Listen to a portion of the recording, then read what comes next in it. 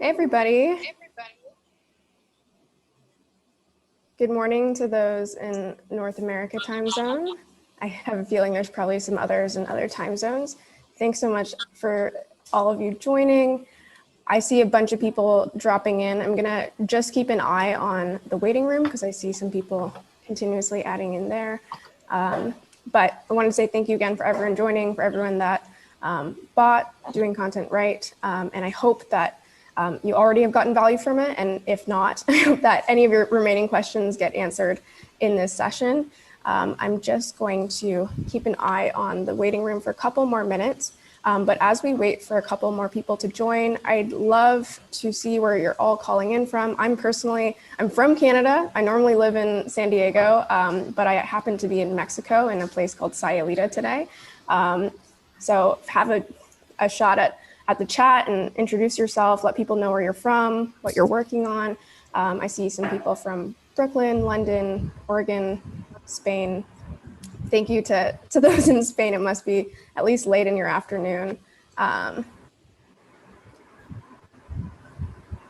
Yes, I see Patrick says he's been to Sayulita. It is an amazing place if you guys haven't been there. Wi-Fi is not amazing. Luckily, I found a spot today that has decent Wi-Fi, hopefully, for the session, but there are better places out there with Wi-Fi. I guess in Europe, it's 6 p.m. Hey, Janine from Ireland. Nabeen from Dublin. We've got Tom from London. Isha's in India, so it's 9:30 p.m. I've spent a lot of time working in Asia, so I definitely know what it's like for some of those late night calls. All right, I'm gonna get started just so that, and if people drop in, I'll continue to add them in as I can. I wonder actually if I can just turn off. I'm just gonna disable the waiting room so people jump right in. All right, well, as I said to some of those in early, welcome to the AMA. Thank you so much for joining. Thank you so much for buying Doing Content Right. I really, really hope you got value from it. And if not, I'm willing to stay on this call forever long until you get your questions answered and feel like you're in a good spot in order to create your own content, whether it's a blog or a newsletter, or if you've seen the news section about podcasting. All of those are just mediums for communicating with audiences the same way we're on a Zoom right now. And so, yes, please share your questions. And in that, or on that note, I'm going to share this Google document. So I was thinking about the best way to go about this because I've attended a bunch of AMAs myself. And I know that sometimes it can jump around between, there's a lot of topics that we potentially can cover. And sometimes it can feel really scattered. So I thought what would make the most sense is I'm going to drop this document in the chat.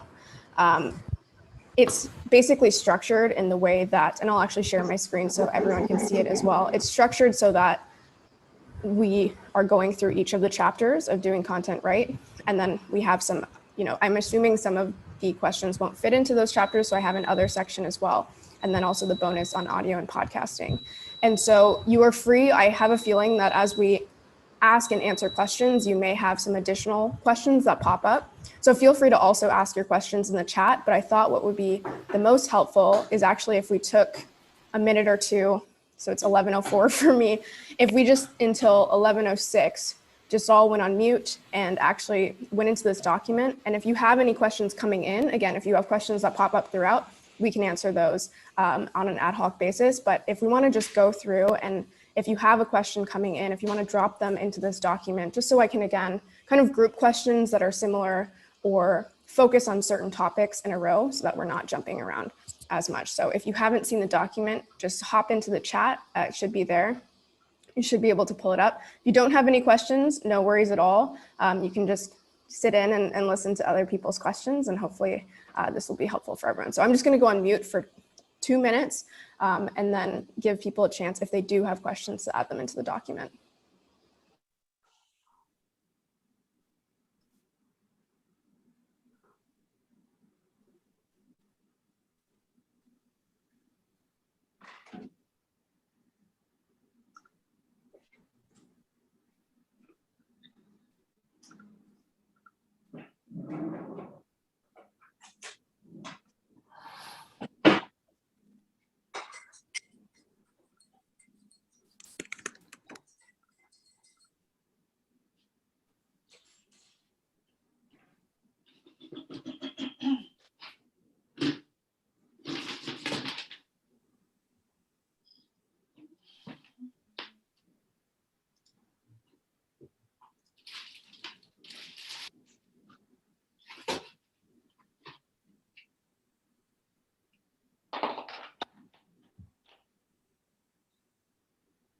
All right, we'll just give it one more minute if people want to add their questions in. And if you have added your question in during this session and you want to ask it live, I'm going to I'm going to mention the question.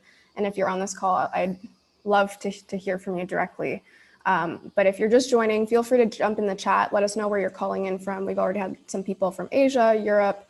I happen to be in North America in a small town called Sayulita. And the way this will go is we'll just go through, I'll start sharing my screen again.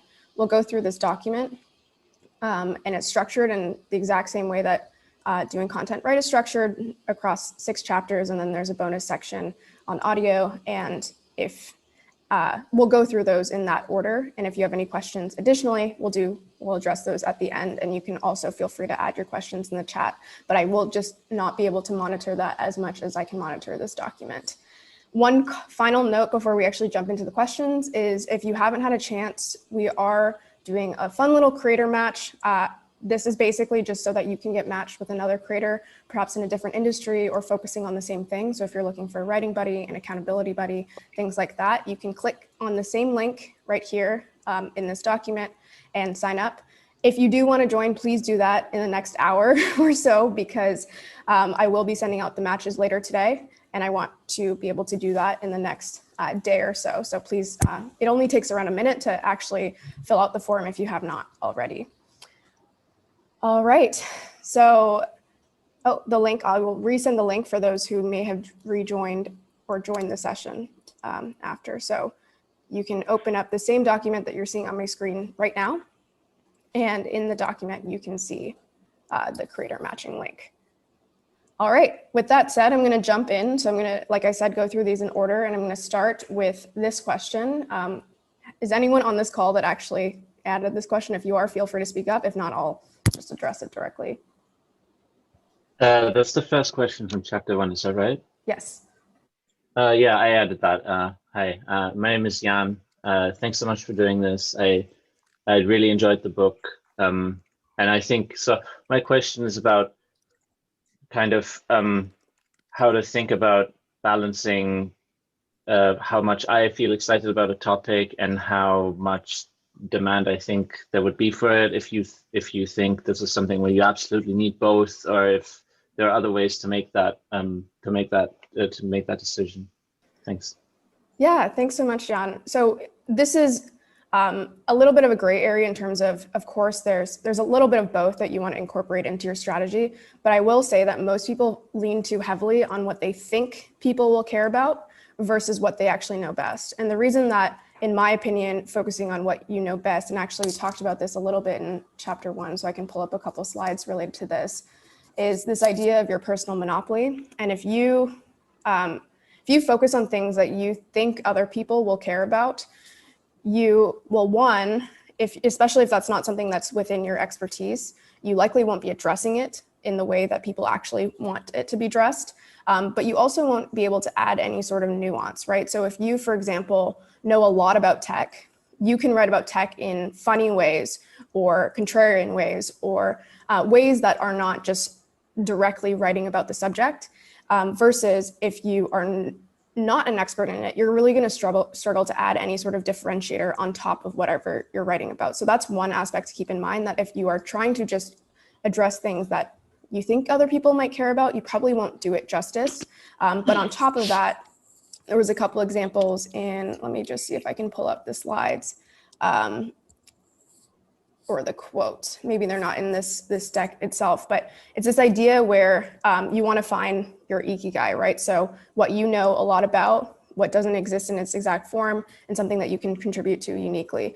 And so to answer your question, there is an element of both things. Oh, I'm just going to mute someone who's, there we go. So there is an element to both, but I would say start with something that you know really well, because there is a likelihood that if you know something well and you care about something, there is going to be a cohort of people that also care about that. And then I'm going to jump back up to this idea. Where is it? The idea that this advice would probably be different 30 years ago. So if you were writing 30 years ago, your only outlets to actually reach people on any given subject would be mass outlets like a newspaper or a radio station, in which case those outlets, because they only are directed to the masses, only could write about topics that relate to the masses. Today, we know that instead of just going through huge mass outlets like the media or a radio station, we have subreddits, we have very, very niche communities, we have many different ways, very targeted advertising on Facebook, so that if you have something that is more niche, you can actually reach a pretty wide audience due to the scale of the internet and your ability to target really directly. So in my opinion, of course, you want to make sure you're not focusing on something that absolutely no one cares about. But I would say most of the time, if you were to say which kind of side people err on a little too much, they try to think through what they hope people will care about instead of saying, I actually really care about this thing. And I have this intuition that some other people will, and I'll figure out how to reach them as I start to focus on my personal interests. So that would be my answer. I want to make sure I answered your question though, Jan. Does that answer your question? Yeah, it does. That was very useful. Thanks. Great. So we'll move on just because there are a lot of questions in this document. When entering a crowded space, or actually, is this anyone's question? And I want to make sure that you have a chance to speak if it is your question. This was also mine. So okay, if you want to skip ahead and answer somebody else's question. Oh, no. We can just go through them directly because like I said, I want to make sure we're getting each chapter sequentially. So I can just read it, or go ahead if you want to read it out directly. Yeah, I guess, I mean, I don't know if I can add much beyond what I've written, but kind of the idea of going into a space that is very crowded and kind of just getting a feel for how, at what point it'll be kind of differentiated enough to be to kind of survive in a crowded space like that.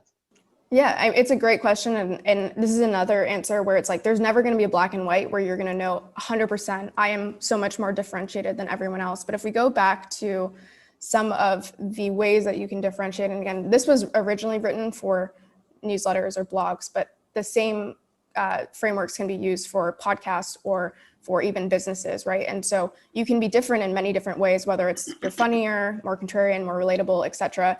And I think because these are all scales on their own, you're never going to, again, know black or white. I am just so much funnier than everyone out there. But I think you can get a sense of when you are differentiated in a space in the way that people talk about you, right? So we talked in the book about this idea of what for who. And if people start to refer to you as that thing, you see people sharing your stuff and saying this newsletter is really funny, or this newsletter is really visual, or this newsletter is really short and easy to read. So one of the examples, or some of the examples here of newsletters that are doing quite well and also were recommended by people in this community, you can see the ways that they were referring to these different publications, right? The one that I think I've seen the most people resoundingly say or share in this specific way is James Clear's 321. I've seen so many people, whether it's on Twitter or people I meet, who are like, oh yes, have you read his 321? It's such a great, concise newsletter, right? And it's funny because we think that in order to differentiate, we need to be so vastly different than what already exists out there, but you really just need to find your unique differentiator. And as long as it's concrete enough and recognizable enough, people will start to talk about it in that way, right? Because it's the same thing with products that we buy. If you think about like the banking app that you choose to use versus the kind of incumbents out there, they're not so different, but they're just like slightly better UX, or they're just slightly faster, slightly easier to use. And because of that, you like them and you talk about them, right? So I would say that to answer your question about when you kind of know that you're on the right path and you have enough of a differentiator, it's when someone else recognizes your differentiator on their own, right? So of course, James Clear, even in his copy, you see it at the top of his newsletter, where he says something along the lines of like the most insight or the most value packed into like the least number of characters or something like that. So he is also kind of leading you to that conclusion. But I would also say that once you start to see people articulate your what for who, or something along those lines, your differentiator to other people unsolicited, that's when you know, I think, that you really have a differentiator. And you see this with The Hustle, for example, where I consistently hear from people who don't even know that I work at The Hustle that our voice is really funny, right? And so that would be, I think, my point of view as to when you know that you are differentiated enough, if not just you can identify the differentiator, but other people can as well. And that is how that they actually speak about your publication or your space. Does that answer your question, Jan? It does. Yeah, thank you. Great. I see another question here. Does anyone want to speak up and ask that question directly, or should I just read it out? All right, so someone is asking, oh, go ahead. If you want. No, go for it. So it's only been about 3 months that I've been active on Twitter. I generally post 3 or 4 times a day, thread and random things, replies, and I'm getting some traction, and my engagement per interaction is also going up, but it feels like there's something off, and it's making me self-conscious and doubtful. And on the other hand, I think, no, I'm doing the right thing. This is my thing. This is what I should keep doing, and I should keep doing it until it works. Or am I being silly? And is that the wrong thing to do? Sure. Can you tell me a little bit more about when you say that you feel like it doesn't feel quite right? Is it because the topics you're writing about don't feel authentic, or is it because maybe certain posts don't get as much engagement as you'd expect? Or what is it that you feel like is a little off? It's definitely authentic. It's more that when people comment, they say really friendly, helpful things like, I just love your bite-sized little tweet storms. And so the instances that I get actual feedback, it's really positive and specific. But if I have 6,000 followers, how come this is only so infrequent? Does that mean that I'm missing the mark? Is it the wrong followers, or is it the wrong thing that I'm trying to say? Or, I help nice people sell more. That's my thing, and I stand by that. But I would expect more nice people to say, "Huh, tell me more," and they don't as much as I would think. Yeah, I mean, it's an interesting perspective. So I will say, to start, 6,000 followers in a couple months is very good. No, that's. I've had those for years. Okay, got it. So one thing to keep in mind is when did you get the 6,000 followers? Was it a long time ago when you were tweeting about different things? No, that was 7 years ago when I went on a rampage to follow people every day, hundreds of them, because I thought that was a growth hack. Got it. So I think one thing to keep in mind, and we'll get into your direct question in a second, is just that I think if you had a large following in the past, it's likely that that following is either not on Twitter anymore. Perhaps what you were tweeting about in the past is not what you're tweeting about today. And so it's very, very common that if you had a following from a long time ago or about a different subject, that it's died out. So that's not super positive news, but I will say that as you start over, having that, I know it sounds silly, but that vanity metric of 6,000 will enable you to grow a little bit more quickly this time around. Now, with that said, I don't have as much insight into exactly what you're tweeting about or exactly what your personal aspirations are. But I will say that from my experience, the biggest mistake that I see on Twitter is kind of similar actually to the first question about what you think people will be interested in versus what you're actually interested in. Because one thing to keep in mind is a lot of the biggest Twitter accounts, they're not incentivized to put out great stuff anymore because the huge Twitter accounts will get thousands of likes no matter what. Oh, let me just mute. So the large Twitter accounts will get a bunch of engagement, even if their stuff isn't necessarily great. And I often see that people trying to grow their Twitter account from scratch are imitating what they see other large Twitter accounts do. And those Twitter accounts are getting large engagement. But again, not necessarily because those Twitter accounts are putting out extremely good content. And again, if you're trying to think about what other people may be interested in, you're probably not focusing on what's actually valuable, what you know best. And so what I encourage people to do, and I've encouraged other coworkers at The Hustle, for example, to do this, is to figure out exactly, similar to what you would do with the newsletter, figure out exactly what are people going to know me for. If I were to ever be contacted to be on CNBC or to be in the news in some way or something like that, what would they contact me for? And if I can't answer that, most other people probably can't answer why they would follow you or engage with you in the sea of millions of other Twitter accounts. And so even though it may feel like you're moving slowly when you focus on something really concrete like that, it does make you, or make the people who choose to follow you a lot more engaged because they know you for X. And you can see some large accounts that have done this, and you can kind of see like where they are now. So Pomp only has really tweeted about crypto. Sometimes he ventures out of that, but everyone knows him as the crypto person. David Perel, everyone knows him as the writing person. And even though now they probably expand in what they talk about, figuring out that one thing where people can actually articulate, like, I follow this person because of X, that's what I would start with. And that's when I think you're going to start to get a lot more engagement from really, really invested people in your audience versus, again, this broad kind of approach where you're emulating what other large accounts do, I think tends to not work as well. So if I interpret this correctly, or it sounds like too soon, too little data experiment isn't finished yet. Would that be? Sure. Same? I mean, I haven't seen your exact data, but I would say, given the information that you've provided, I would say a couple of things. One, the following that you had a while ago likely is not going to help you very much today. And it's the same thing for many different platforms. This is not just unique to Twitter. With that said, I think you have this unique opportunity to focus and start over on whatever you really care about, whatever you know well, and whatever you want your differentiator to be.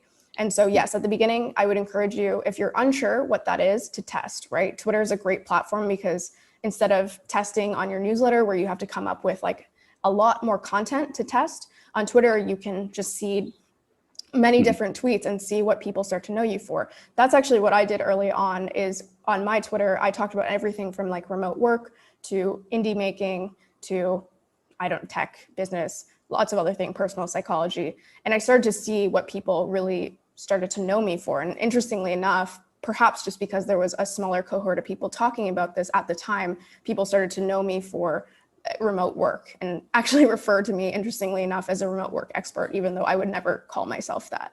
And so I think that's, again, Twitter is a great platform for you to continue to test and see where the engagement lies. And then really you will start to, it sounds maybe a little gray, but you will start to notice people who know you for something, right? Who start to refer, tag you on other tweets when people say, who are the best writers online? Like you'll always see someone like David Perel tagged there, or who are the best indie makers? You'll always see Peter Levels tagged there because they're known for this thing. And so if I really like the concept of, if CNBC or Fox or wherever you want to, be invited onto, or to invite you onto a session, what would they talk to you about?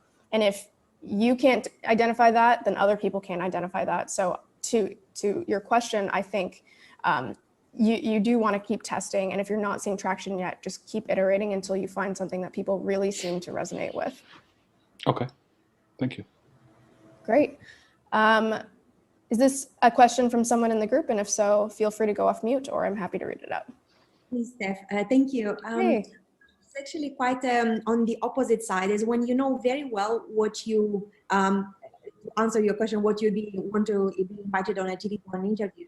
However, I do fall on the other side where I only somehow hang out in the same spaces where everyone talks about that. So it's the same thing when I find out about a concept that I think it's super cool within that niche, suddenly I find out actually everybody knows about it, but only because everyone is the same thing on, you find out the meaning of a new word and you think it's so cool, and then suddenly you hear it everywhere, you see the newspapers, you see it everywhere. So it's the same effect. So how do you know when you speak from, when do you avoid the curse of knowledge, meaning that you know that and you know that your audience would be interested in that, but you just avoid it because you think, of course they know about that, because everybody in my bubble already knows about it. So it's sort of the opposite question, when you don't know how to pick because you really think that everybody already know the stuff that you already know. It's a great question. It's something that I've struggled with a lot recently. So if people are not familiar, the curse of knowledge is this idea that as you get to know something better, as you become an expert in a particular topic, you then forget what it's like to be a beginner, and you forget, to Vernaya's point, you forget what things are obvious versus what things you now just think are obvious because you've known them for so long, or you've become such an expert in them. So I think some of the suggestions I would give here are to, if I'm not sure what communities you're in today, but to venture outside of your core community. So for example, if you're in a writing community, maybe also join like a general creator community, right? Or maybe also join just like a tech community or business community that maybe focuses on writing to some degree, but isn't like solely focused on writing. The other thing I would say is similar to what we just talked about on Twitter.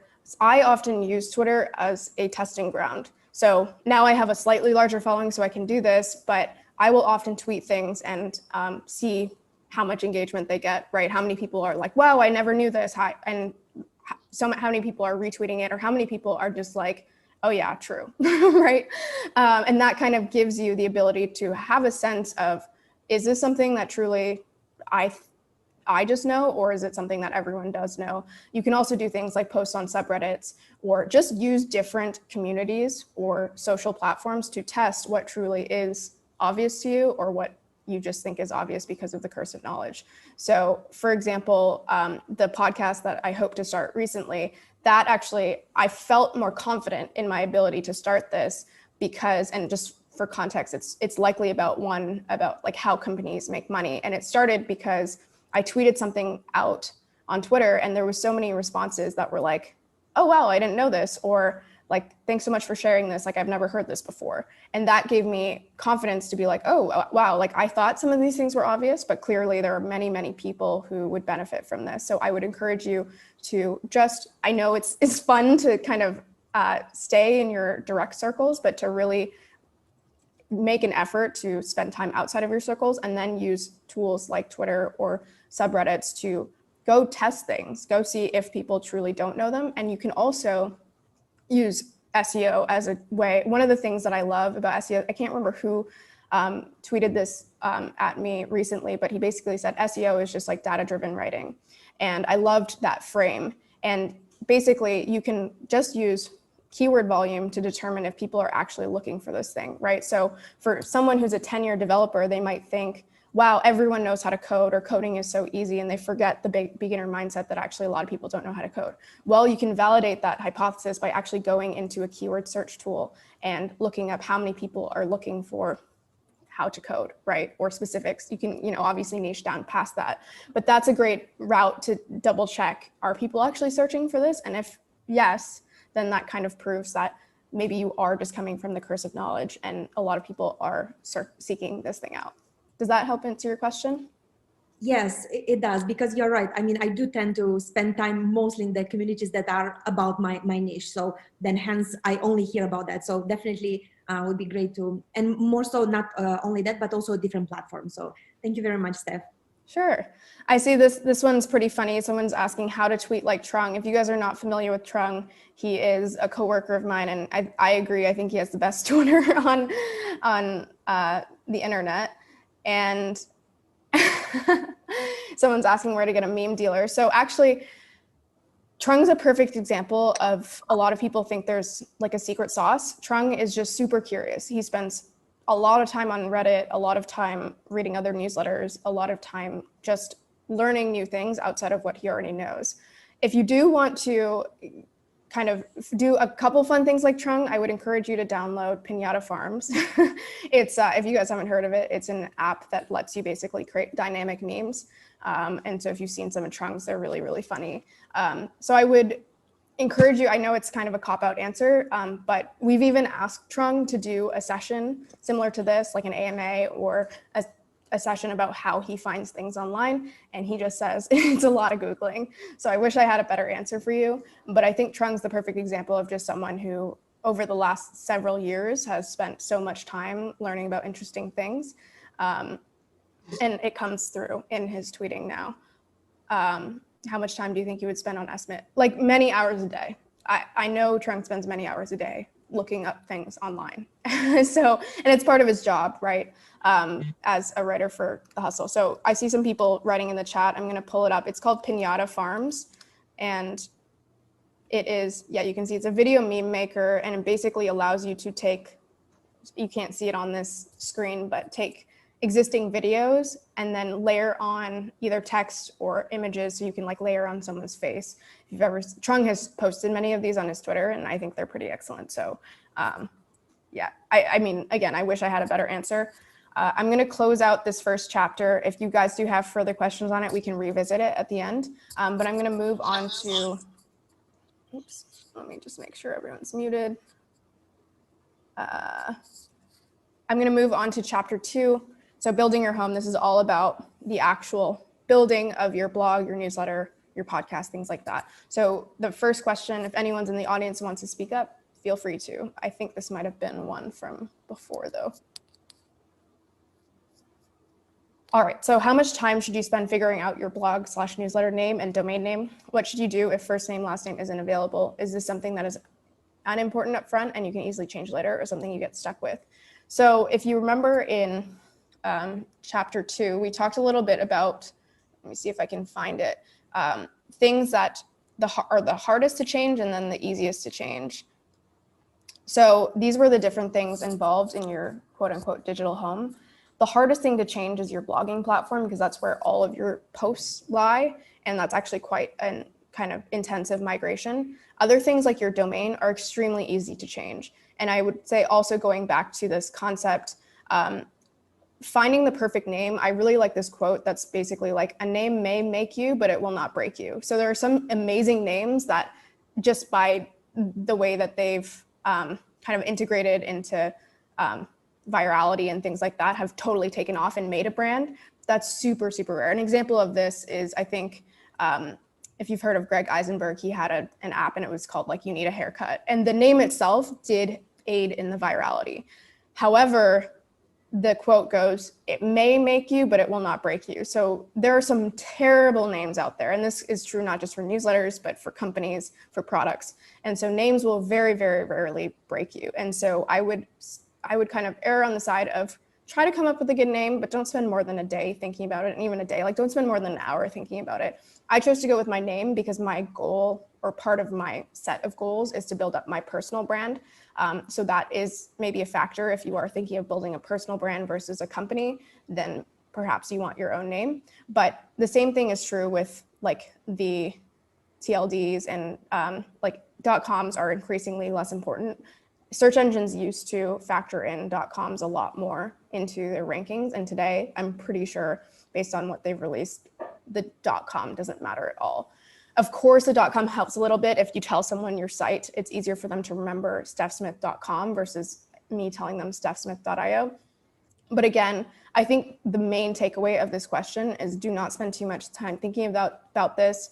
And in the future, if you want to and feel the need to, you can easily change your name if you do require that. But I would say most of the time that is not needed. That's why very, very rarely you see company or newsletter names changed, because at that point, it just doesn't matter. That's not what's going to make your brand or your company successful.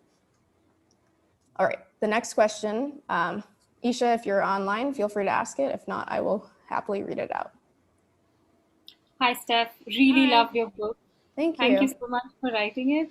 This question is coming primarily from somebody who has no idea what to write about. And I'm just wondering if maybe writing on social media and figuring out what exactly people are responding to is a better way to start than directly launching a blog or a newsletter.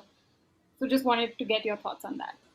Yeah, so I think it's a great question. I think it relates to something we talked about in one of the earlier questions. And my answer is, it really depends on your goals. But for the most part, I would agree with you that if you are unsure exactly what you want to write about and you are in the earlier stage of figuring that out, something like Twitter is a much easier way for you to get feedback quickly. Because if you're writing your own newsletter, the only audience you have is the audience you've built, right? Versus something like Twitter, you can ideally, if your stuff is good and gets shared, reach a lot more people a lot more quickly and get validation more quickly versus something like a newsletter. In addition to that, writing 240 characters can sometimes be hard due to the limit, but in general, it's much easier to write a tweet or even a tweet thread or storm versus a full-on newsletter. So I would say, yes, if your goal is to really validate your ideas and determine what is getting traction or not, that's something like a Twitter or an Instagram or a Reddit is likely easier for you to really understand what is getting traction, what people care about.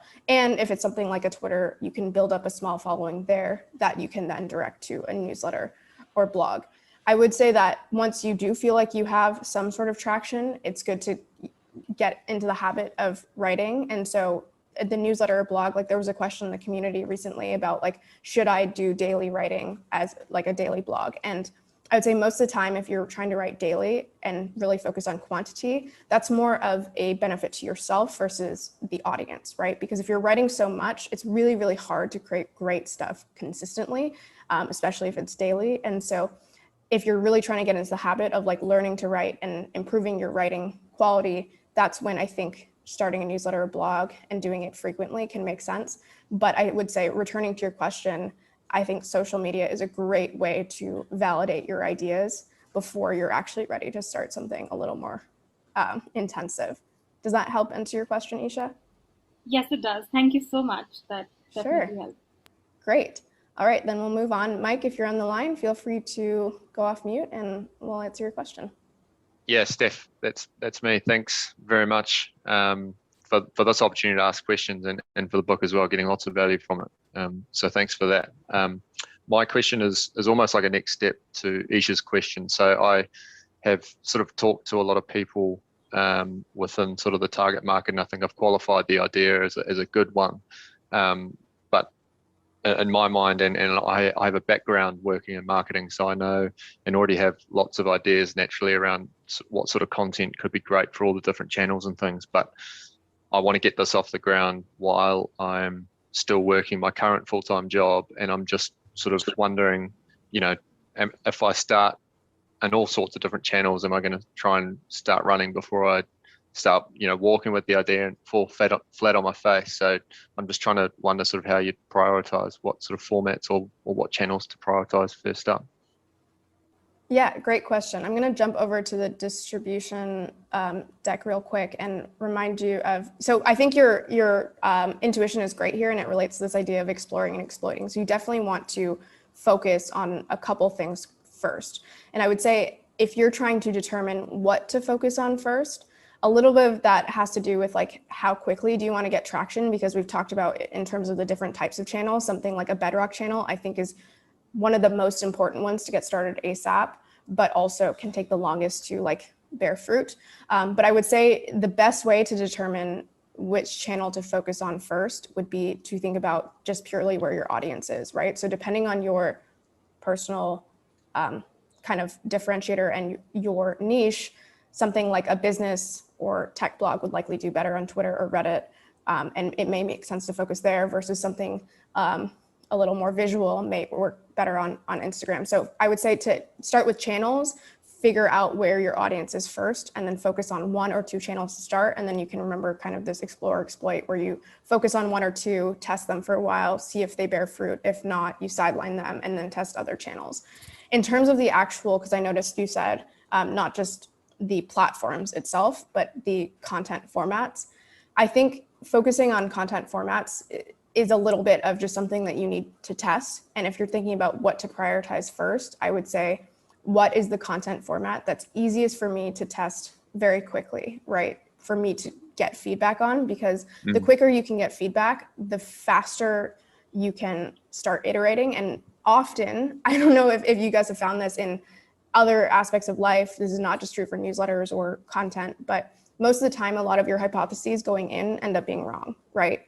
And so the faster you can get any sort of feedback, that feedback can be integrated into your future decisions, right? Yeah, sure. And so if you start with just the highest or the most intensive content formats, you may be going in with just less data, right? Less information about what your audience loves. And so I would really at the beginning, you want to just accelerate the like iteration cycles. And so I would, in terms of platforms, figure out where is your audience and focus on that first. And you can kind of get there by thinking through that, like what for who and the 100 true fans, like where are they hanging out? Where are they spending their time? What do they want?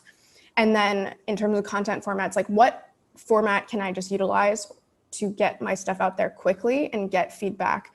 And then of course, later on, you can test many different formats, but I would start with one that's easiest. And that's why a lot of people start with email, right? And a lot of people start with the same kind of email just because it's the easiest to really get out there. And there's kind of like a template out there already versus reinventing the wheel. Cool. That's really useful. Thanks, Steph. Great.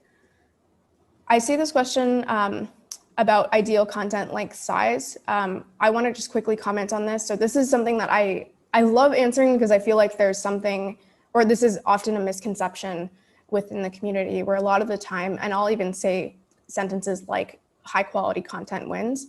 And a lot of people will interpret high quality content as lengthy content. Now, high quality content can be lengthy content because if there's a topic that requires length to articulate the point very well, then you will get a high quality post being a lengthy post. A great example that I always like to show is any search query that has a position 0. So if I say like 10 kilometers to miles, right? This is a query, and the ideal content length, and we're not used to seeing something like this at Google position 0 as content, but it is. The ideal content length for this query is this. The most simplistic, it's a number. I just want to know exactly 6.21371. And this is, I always like to give this example. Anything with a kind of position 0 search box is a query which actually the ideal content length size is that very short, concrete, discrete response. And so you can imagine it all as a spectrum, right? Where something very, very in-depth, like the evolution of politics in the United States, like that requires like many, many books to actually get into that in an effective way. Now, something else like the query I gave is on the other end of the spectrum where really the answer is very discrete. And often you want to think about where does the particular thing I'm writing about fit into that spectrum? Does it really require something very, very nuanced and long and research-based, data-backed, et cetera? Or is it something where I'm actually just writing about something quite simplistic?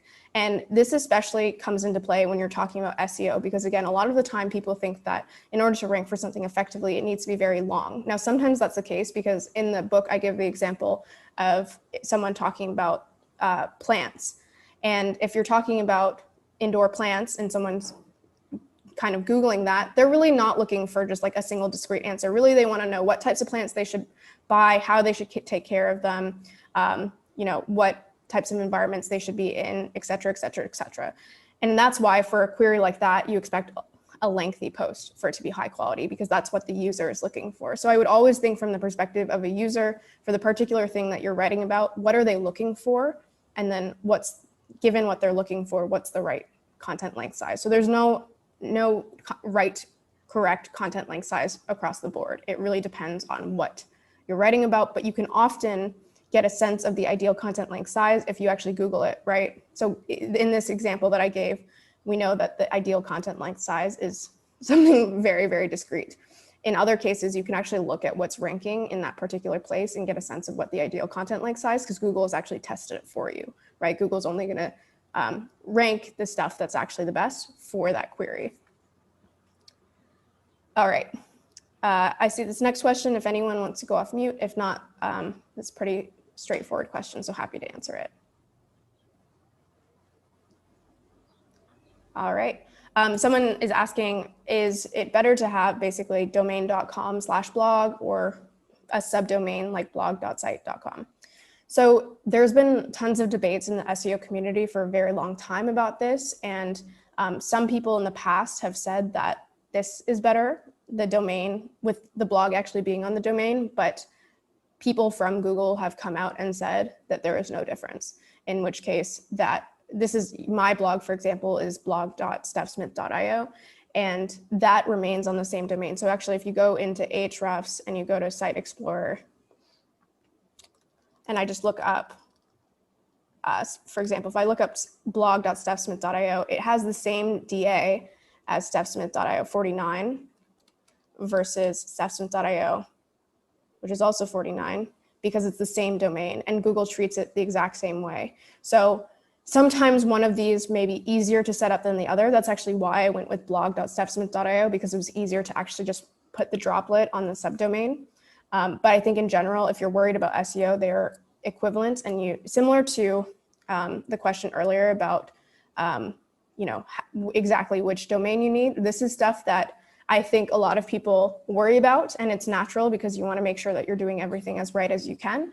But in this case, this is something that's not going to make or break your success. And in fact, the Google algorithm just has many other things that it prioritizes. All right, someone is asking, and if you're on the call, feel free to go off mute.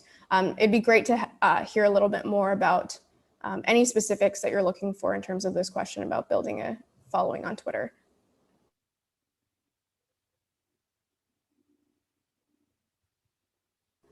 All right. Well, if that's the case, I think I will direct you back if people are curious. This is a very common question because I think Twitter is a great platform to build an audience and then direct the audience to different products or newsletters or things like that. I would say in general, my advice, there is already some very tactical advice about exactly how you can, for example, turn on post notifications of people that you're interested in and things like that. There's, I think, maybe a dozen or so, maybe less than that, specific suggestions in the book about Twitter. But I will say the general advice in Twitter is to remember that Twitter versus a podcast versus your newsletter versus even a Netflix show, those are all content mediums. They're a way of transmitting ideas to people, right?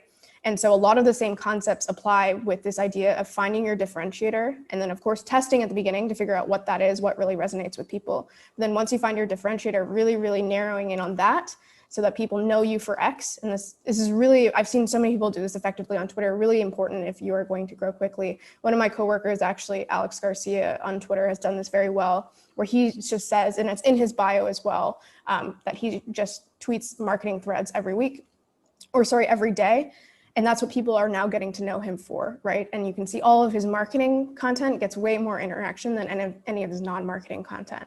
So I would say, if you're interested in growing a Twitter account, you can actually reread through parts of chapter 1, just with the frame of how do I do this on Twitter? And many of the same things still apply because again, Twitter is just a different medium for reaching people.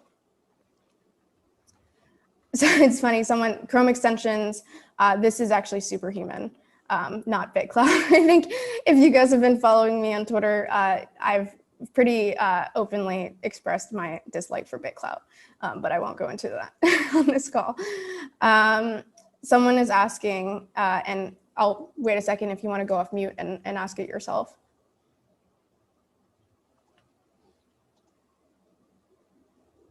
All right, well, someone is asking, I'm not a writer or a good writer anyway. Sorry to invoke Trung again. No, I love talking about Trung. I think he's great. But how can I find my version of Trung? Our industry is very niche and not sexy. Because of that, I'm very certain that we can succeed creating the hustle for our industry, but challenging to find writers. Any thoughts? We get this question all the time of how to find people. Sam is much better at this than I am because he is the one who he recruited me, he recruited Trung, he's recruited a lot of the other people that are at the hustle.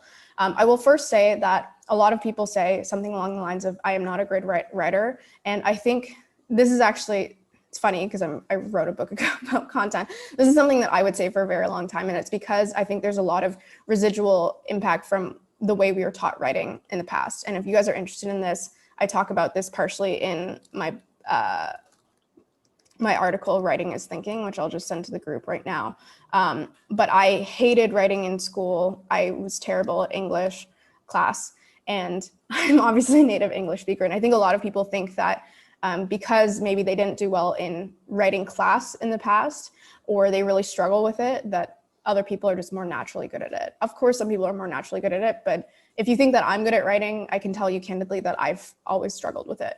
And the reason I'm mentioning this is because if a lot of people say that, then I feel like there's actually a disconnect between what good writing is, at least good writing online. And I think the important thing to always remember is that writing online, the same thing with podcasting online, etc., is this way of communicating with people, right? And some of the people, like if you were to show Trung's writing, and I'm not hating on Trung because I think he's excellent, to like an academic researcher, they'd be like, this is terrible, right? But it works very well for his audience, the people he's trying to connect to. And the same thing is true with me. I am not, it's funny because my boyfriend is a much better writer than I am, at least a classical writer, and he makes fun of my writing all the time. But it's important to just remember that writing is just a tool to communicate with other people, right? And so don't be too hard on yourself to have perfect English, to have, you know, the exact like structure that you're used to writing in, because in fact, actually moving outside of that can help you more easily connect with your audience. In terms of getting to your actual question about finding writers, from my experience, and this comes from my experience both at The Hustle and then at my previous job, TopTal, where I led a publications team and we led several different verticalized blogs, so finance blog, developer blog, etc. And what I've found is that a lot of the time people look for reporters or writers to start, right? So they look for people with experience in that particular field, where you can say, I have a journalism degree, or I've worked in a newsroom for 6 years. And there's nothing wrong with reporters. Like actually, you know, Brad, who was my boss for a while, he was a reporter and he was wonderful. But what I'm saying is that often people look in that direction and then ignore people who are just incredibly creative or successful in a particular field who can be good writers, right? Because writing is, as I've kind of, if I haven't articulated this point well yet, it's just a tool, and you can learn how to use this tool. Just the same way someone can learn to code, you can learn to write. And in that case, what we found, for example, at TopTal, we would just, if we were hiring people for the finance blog, we would look for finance experts who knew that space really well. And then we would, of course, vet or teach them how to write really well on top of that. And the same thing is true with The Hustle. I come from, I guess I led a publication team before this, but like I have a chemical engineering degree and I worked in like tech for a while, right? I'm not a classical writer. Trung also worked in kind of business and finance for a while, not a classical writer. And actually both of us were kind of recruited through Twitter. So I would say look for people in your particular space that you just find interesting. And then of course you should validate that they can write. But I would say that a lot of people these days do know how to write at a decent level, and you can teach it again. So I hope this is helpful to your question, but I would say that in general, look beyond just like the scope of what you think a good writer is in terms of their background. Someone is asking, which writers do you read from and who are really engaging people to learn from? I mean, in terms of the actual newsletters that I read, some of the ones that I love Exponential View. I obviously read The Hustle. I'm trying to think of some of the other really good newsletters that I read. I like Petition. That's a bankruptcy newsletter. Indie Hackers newsletter has been pretty good as of late. I do cycle through newsletters, and something that I think relates to actually both of these questions is something that I do on Twitter and within my own inbox, is that I find that a lot of people will subscribe to something, whether it's like following someone on Twitter or subscribing to a newsletter, and then they will like forever keep engaging with that thing. And there's no reason for you to need to do that. So I've actually publicly tweeted about this, but I follow 99 people or less. And those 99 people change significantly over time. Some of them have been kind of a foundation for a while, but I tend to think through who am I getting the most value from at any given time. And for example, if I want to follow 3 new people, I actually will go through my list and be like, who really hasn't been providing value, or who haven't I even seen on my feed recently? Some people have just become completely inactive. And that's not anything against the people that I unfollow. It's more so just if your attention is a zero-sum game, where if you are paying attention to something, you're not paying attention to something else. And I don't think if you've subscribed to a newsletter, you should forever continue to subscribe to it. Or if you follow someone on Twitter, you should forever continue to follow them. So I'm very active about adding and removing people from my content diet, as some people call it. And I would encourage people to do the same thing. If you are on this call and this was your question, let me know if that helped answer it.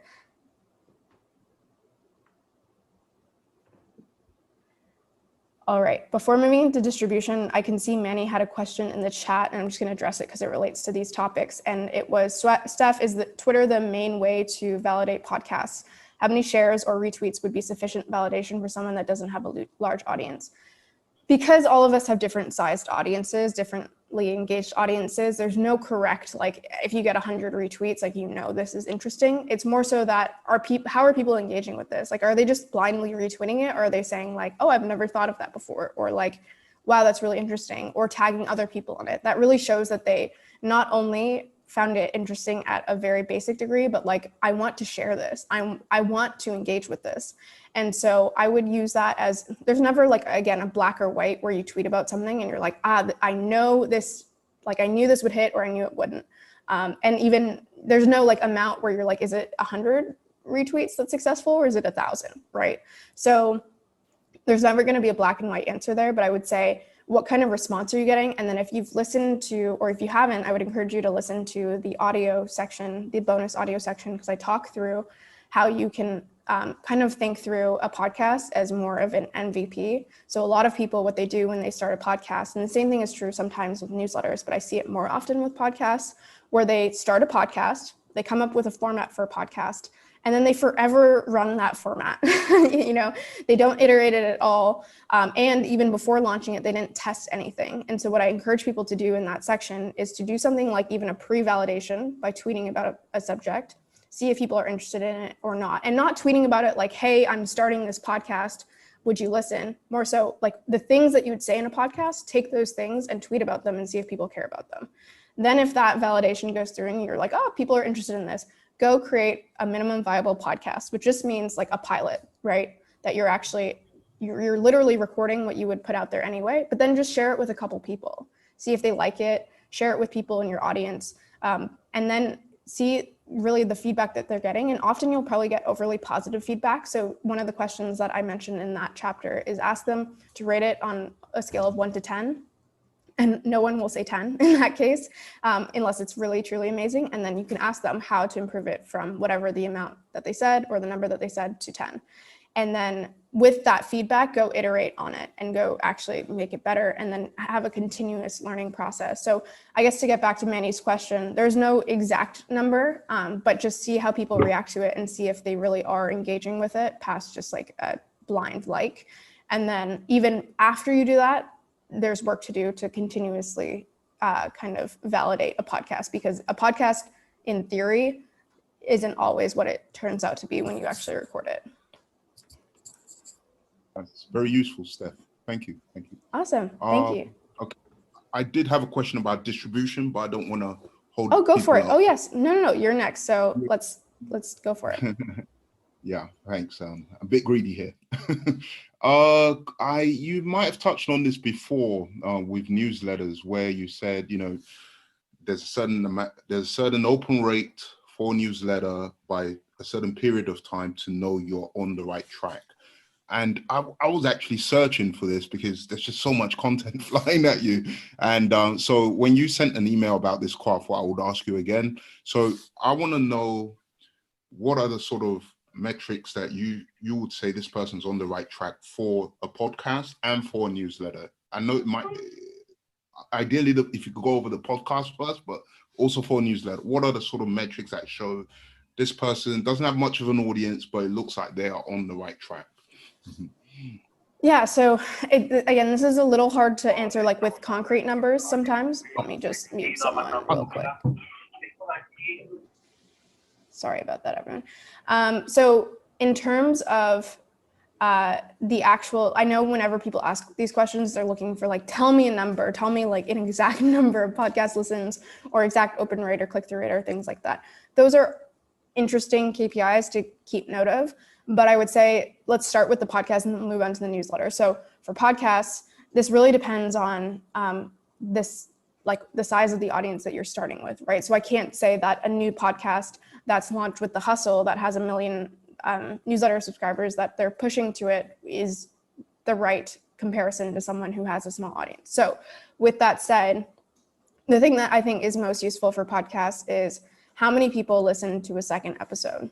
Right. So often if you push out an episode, let's say you record an episode with another creator, right, and they share it with their audience, how many of the people who actually listen to that episode end up listening to another? And it's sometimes hard with podcast analytics to actually discern, like, because it's not user by user, but you can get a sense of like, if my podcast 1 got 300 listens, how many did podcast 2 get and podcast 3? And ideally, you should see more people watching each podcast subsequently. And if you're not, I would say you probably have a problem where you are pushing people to the podcast and they're interested enough in you or your audience or what you create to listen to one. But if they're not listening to another one, then I think you're likely not moving in the direction that you want to. And I often see this where a lot of people especially end up going towards interview style podcasts, because they think that if they partner with someone on an interview style podcast, that person will give them a lot of distribution.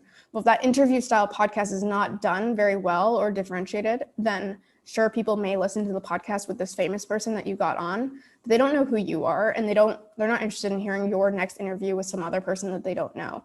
And so I think to really know if you're on the right track with podcasts, you need to see if someone listened to 1 episode, are they listening to 2 episodes, 3 episodes, are they listening to more than what you initially pushed them to? And then a really great kind of more anecdotal metric to keep in mind is just, are people sharing this, right? So podcasts are incredibly hard to share. The mechanisms that we have to share written content do not exist to the same degree with podcasts. And so if you do see someone sharing or talking about your podcast, I think that's a really, really great identifier, and it happens rarely. So that's why it's a great identifier, where you actually see something that has a lot of friction between like someone actually taking that action. And so if you're starting to see people talk and share about your podcast, I think you are in really good shape. Of course, like I said, it depends like what base you're starting off at. And so even if you start to see those really great indicators at the beginning, it still may take a lot of time for you to grow. But at the same time, those are the indicators that you want to look for at the beginning of starting a podcast. In terms of a newsletter, there are classic open rates or click-through rates, right? So if your open rate is really low, and especially if your open rate is declining heavily, that's a really bad indicator. So one thing to keep in mind is there's benchmarks, right? So there are benchmarks that say this open rate is good overall, or this number of podcast listens are great overall. But what I think you should really pay attention to at the beginning, and this is similar to like how people judge startups at the beginning, is your growth, right? How are you growing? And is something like your open rate growing over time, or your total opens growing or not, right? And so that's really what I would focus on is, are people investing more in this over time? Are they sharing it with other people? Are they doing work for me, right? Are they actually just passively reading my stuff and maybe getting a little value? Or do they love this and are they telling other people about it? So that's how I would think about it. And I wouldn't rest too much on the benchmarks. What the benchmarks are good for is to determine if things are going really wrong, right? So if you have a newsletter and it has an open rate of 5%, then I would say that's really bad. And you know that because the benchmark is much higher than that. But outside of that analysis, I would really focus on the growth or the change in your metrics over time. That's fantastic. Thank you very much. Absolutely. And sorry, I know we're already in an hour. I'm totally happy to stay on and continue with this, but just if other people are dropping, this is recorded, and I will just sequentially go through all of these questions, even if you have to drop and you're not here to actually listen to it live, and the recording will be shared. Patrick, if you are on the call, happy to have you ask the question. Sure thing. Thanks, Steph. So my challenge definitely is growing the audience. I'm currently on Substack with 40 issues of a newsletter. I have about a 40 to 45% open rate, about 50 subscribers, so pretty small, but they're engaged. And I just launched a Focus Twitter account for this. This seems like the hardest nut to crack. Beyond great content, not contact, becoming known for X and being relevant. Just additional thoughts on distribution. It seems like that is that needs a hustle. Sure. Not the hustle newsletter, but just one has to go out and hustle. Sure. So just to clarify, when you say that you're currently on Substack, is your content on Substack gated or not gated today? It is not gated. Okay, because I was just going to say, if it is gated, that's like the first thing I would encourage people to do, is to not gate their content early on. But if that's not the case, then that's obviously not the issue. I would say, even before I dive into specifics, one thing to keep in mind is, like you said, it really is the hardest nut to crack. A lot of people think that creating the great content is the hardest part, and it is difficult to do that. But past that, it is hard to start an audience. And I always say, for example, on Twitter, it's harder to grow to 100 Twitter followers than it is to grow from 100 to 1,000, than it is to grow from 1,000 to 10,000, et cetera, right? Once you start having an audience, that audience actually helps you grow, right? And so it's really those early days that I think are the hardest. Before going into specifics about what channels perhaps you can leverage or how to approach distribution, what do you write about today? So I write about horizontal income streams, basically developing a work portfolio, having been over the years had corporate jobs, laid off from corporate jobs, and looking at what is that portfolio like if you're an agency, you want multiple clients, like as an individual, you're developing that, and it goes around mindset and building your brand, a little bit of personal brand. And how do you think about that, particularly for people that are over 40 and maybe need to reinvent themselves? Gotcha. So one of the reasons that I asked that, and I'm glad that you went into that, is because different types of topics generally tend to be more viral, or I'd say more social than others, right? And I could be wrong about this because I don't know your space very well, but from what I've heard, it sounds like the things that you're actually servicing tend to be more, maybe less of like fun things that you might find on Twitter or on a subreddit perhaps, and more things that people might actually be looking for, right? They're more of like someone wants to know how to do this. and you provide that. And so if I go over to the, let me just pull up the distribution slide. So if you remember, there are different types of traffic, right? And in general, each one will depend on who your audience is, what they're looking for, what channels they tend to hang out on, but also the intent. So something like if someone's on Twitter or LinkedIn, they're not looking for anything, right? Like they're just browsing. The same thing is mostly true with something like Reddit or Hacker News. They're just like, what is the world bringing to me today, right? And in general, that mindset tends to be more so like just looking for content that's enjoyable versus content that's educative or that is really going to solve their problems at that given time. Something more like Google or Quora is different. There's intent there. So especially with Google, you're looking for something when you're going on there. So I'm not sure exactly what keyword someone within your audience would be looking for, but they likely are looking for something that you're providing, right? And it may be tangential, so they may not be looking for exactly like what your business does, but there may be secondary problems that relate to what your business does or indicate that someone is interested in the things that you provide, right? And so, for example, just to, like outside of your business, if you're teaching people how to learn to code, a tangential issue that they might search for may not be learning to code, but making secondary income or changing my job or starting a second career, right? Those are things that they may not actually be looking for a Ruby course, but they actually are looking for something like that in their life, right? And there's probably similar things that are, within your spectrum or industry. And so in general, given what you've told me, I would say that you probably want to focus on some of these channels that you can actually identify what someone's problem is and then create content around servicing that problem, or again, some of these secondary problems, versus something like social media. There's nothing wrong with starting a social media, but I'm just kind of acknowledging the fact that some platforms are better for certain types of content that are more entertainment focused versus others which may be less entertainment focused, but really, really valuable to the person that's actually looking for them. Gotcha. That's really helpful. So would you recommend, based on that, putting such content on a blog, because I was thinking about launching a blog platform instead of just having the newsletter, either have a landing page that directs people to the newsletter, or developing a blog and reposting that content there as individual posts?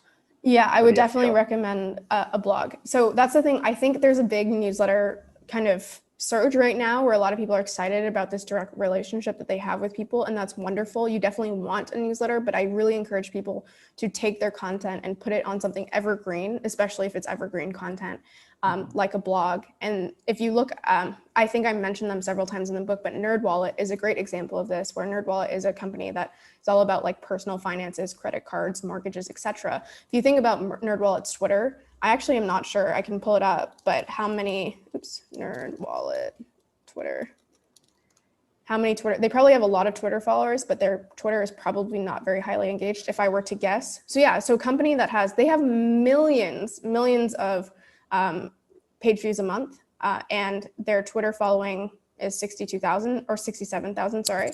And you can see they're not that highly engaged. I mean, it's okay, but for considering they literally have many, many millions of people that visit their site every month, this is a great example of where there's certain topics that just do not do as well on certain platforms, because someone going on Twitter isn't probably not looking to learn about mortgages, right? There's nothing wrong with that, but this is where NerdWallet is really, really strong. So I showed this on in the book, but I'm just going to pull it up again. SimilarWeb had a redesign, but here we go. So NerdWallet, because they've recognized that they are more of a painkiller for people who are looking for particular queries, they have 25 or 30 million more recently page views a month, and most of them come from search, right? So 86% come from search and 0.55% come from social, because of exactly what we were just talking about, where someone looking for a retirement calculator or mortgage rates or how much a house should cost or what credit card is best is not looking for this on social media. And in general, it would be hard to create the type of content for these individuals on social media for them to be effective, right? Because I mean, some brands have done this very well, like Wendy's, taken like uninteresting things and made them interesting.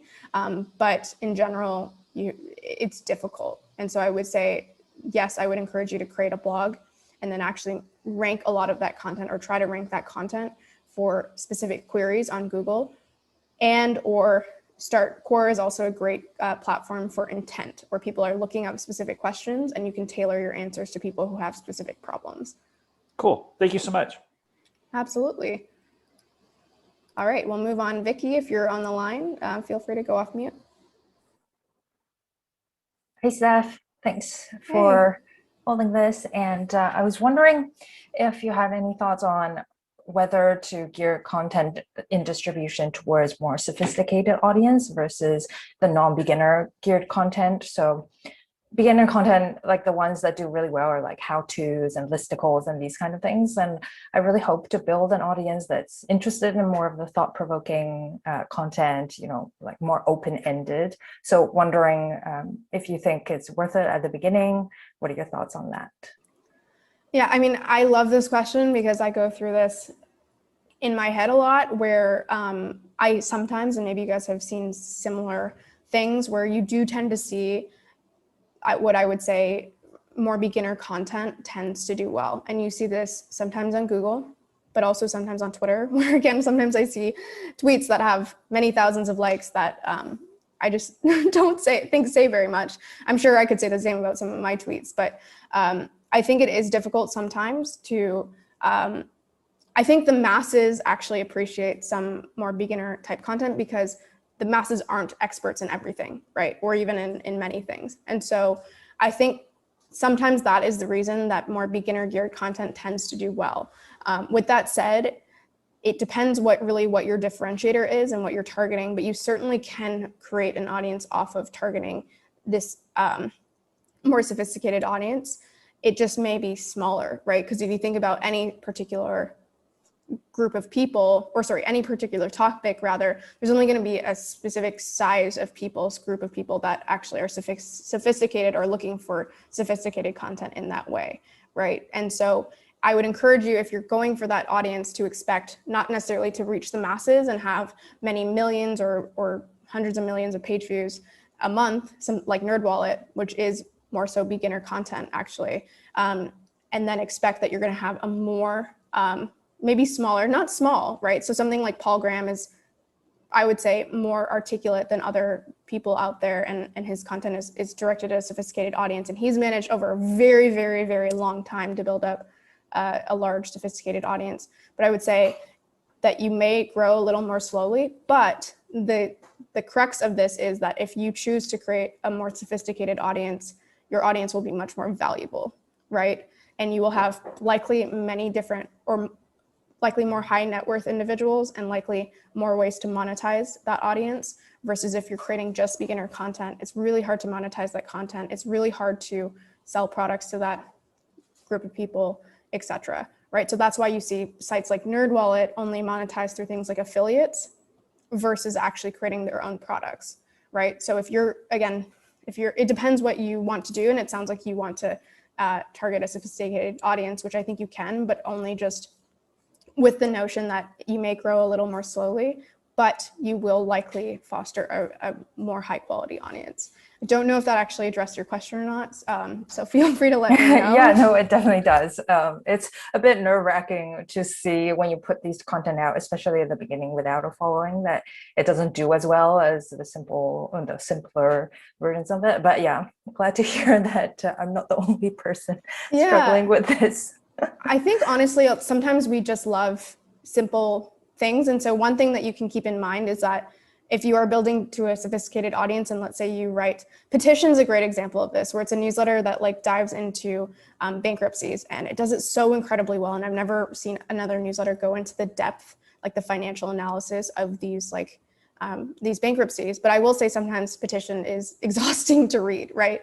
So there's a layer of like, you're targeting a sophisticated audience, but then you also want to make it easy for even the most sophisticated people to read. And so sometimes what you can do is create like a long newsletter tailored to the sophisticated audience, or whatever whatever form of content you want.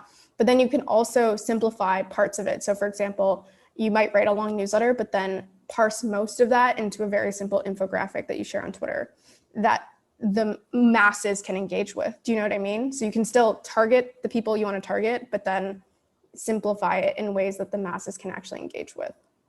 Yeah, this is very helpful. Thank you, Steph.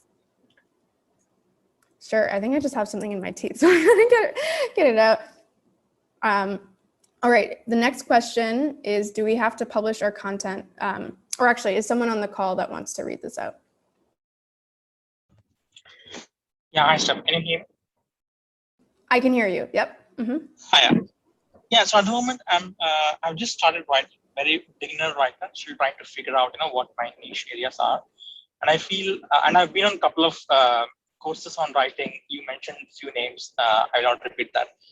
But I feel like I'm getting, well, maybe conflicting advice. As in, some of the people tell me that I have to start a blog, and then other people say there's no point in starting a blog. Write on Twitter or some other place first, because it's very difficult for people to discover your personal website. So I was wondering whether it would make sense to publish simultaneously on multiple platforms, or and if that is the case, if that's the advice for beginner writers, then what tools exist which can make me not spend a lot of time doing it? Thank you.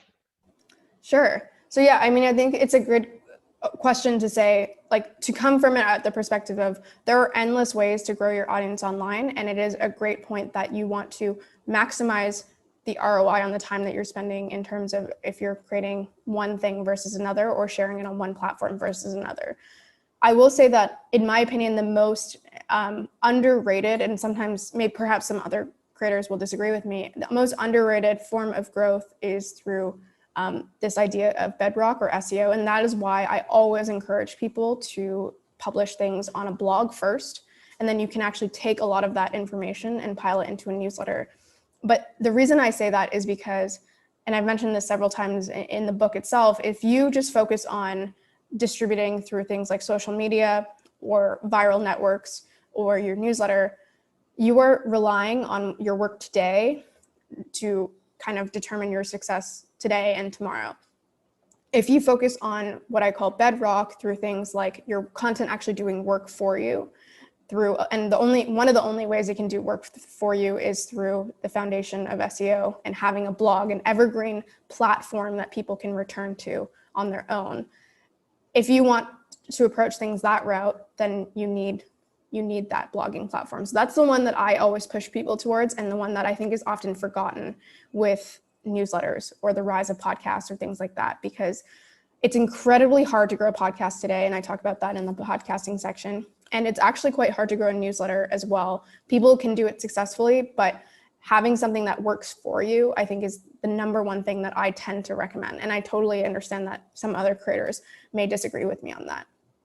Outside of that, I think the next most obvious thing is to have a newsletter, right? That's a one-to-one relationship with your audience. And so those two, I would say, are like the pillars. Like, everyone should have that, right? And your newsletter can vary in terms of how frequently it reaches your people, but having a blog that anyone can find at any time that houses your evergreen content, number one. Number two, some sort of interaction with the people that you have in your audience one-to-one. And then outside of that, you really start to get into this idea of all of the platforms that can exist today. So I'll just go back here and really just direct people back to this question of where is your audience hanging out, and just select one or two platforms to start with. Select those, focus on those, grow them out. If you guys remember, there's this image which talks about efforts compounding, which really means that what I tend to see people do, and I think this relates to your question, is just they try to grow on 8 different channels, and that can work, but often what works better is if you just kind of focus on one channel for a while. And really remember how I said it's harder to get 1 to 100 followers on Twitter than 100 to 1,000 and etc.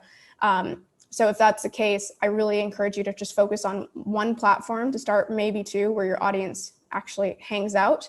And I think David Perell talks about this idea of owned platforms versus not owned platforms, or some would say algorithmic platforms. So you want your blog and your newsletter as things that you own, that really you can direct traffic to, you can interact with your audience directly. And then you want to leverage at least one other platform that is algorithmic in the way that you don't, sorry, I keep jumping around, but I'm trying to pull this back up, where you don't, where you have access to a much larger audience that you can then bring into your own audience. So for example, Twitter, even though I have, let's say 17,000 followers, my content on Twitter can reach millions, right? If I do a good tweet or a thread. And so you want to make sure you're layering on your own audiences and some sort of larger audience that you can leverage and bring into your own audience. But really at the end of the day, there's no correct answer as to which channel you leverage versus the one that I leverage versus the one that someone else leverages. It really depends on your audience, where they're hanging out, and where your content is most effective. Does that help answer your question? It does, yeah, thank you. And Steph, can I ask one admin question? I mean, are you, like, this was like so incredibly useful. Are you planning on, I mean, like doing like a monthly greet or something like that for your, ebook purchases? I wasn't originally, but if people would find that useful, I can, I mean, I just want to make sure that people actually find the product useful and, go and become successful content creators if that's what they're interested in doing. And so if you or others would find it useful to do these more often, I don't know, we could do them quarterly, monthly, bi-weekly, whatever people find most useful, but I would be totally open to doing one of these again or more frequently. All right. Daniel, if you happen to still be on the call, feel free. Oh, I see your question actually. So if people are interested in this, I would be happy to set up. So if you guys haven't already, there's the creator match, but that's one-to-one. But Daniel here is asking if people are interested in forming a Twitter, writer, or podcast group. And what I would be happy to do is, if you guys aren't already in the main community, I'd be happy to set up like additional chats that are specific to different topics. So we could have one about Twitter writers or podcasts or other topics that people find interesting. So if you guys do find that interesting, let me know in the chat, and then also feel free to post in the community. And if people, or I'll post a poll in the community, and if people find that interesting, we'll get that started.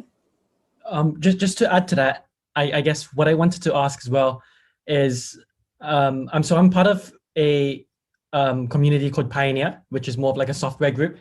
But essentially what has happened, I think, is they have followed this on-deck model of trying to get people who write on Twitter into a little group. And then whenever someone posts on Twitter, just to retweet and to like it and help each other.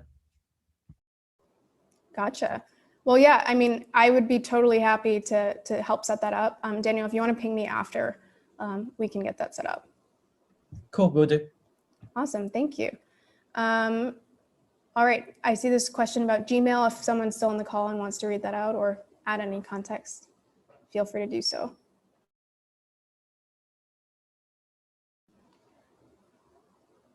Thanks, Aravind. That's very kind of you. So someone is asking, from an email newsletter, any tips on getting out of Gmail's promotion tab? It's really, really tough. And I think in general, there are specific things you can do. Like when you send your original opt-in, you can ask people to like add yourself or your email to their contacts and things like that. There's also, like, if you Google certain hacks around this, not using certain terminology or things like that. Also making sure that your domain is on an independent server can help, because if you happen to be on a shared server, the impact of other people's spammy stuff can impact the deliverability of yours. I will say I am not like an expert on email deliverability. And so I think in general, if other people in the community have suggestions here about how to get out of the Gmail promotion tab, I mentioned a couple of them before this, but I will say that is something that I'm not an expert in and haven't had to deal with as heavily. I do know at The Hustle once we weren't churning subscribers effectively, as in unengaged subscribers.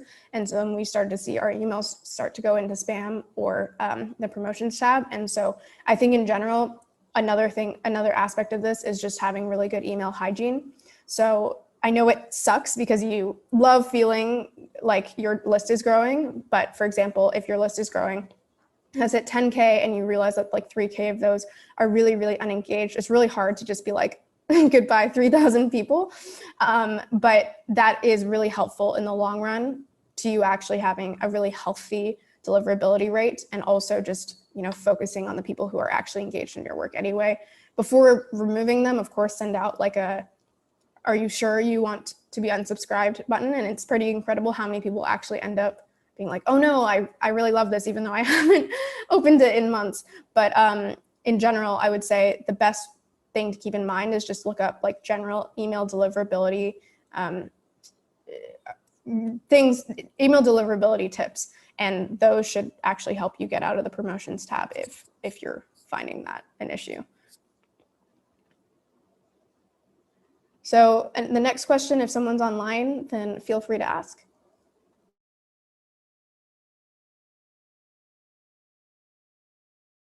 Okay, I will go straight to it then. So how do you avoid spamming websites to post your content? Any good way to avoid being spammy or promote your work? So this is a great question, something that I think everyone struggles with really early on, because how do you start growing an audience without telling people about your work, right? Eventually later on, once you grow, you'll actually find it's pretty amazing how many people actually help you share your work once you've grown that audience.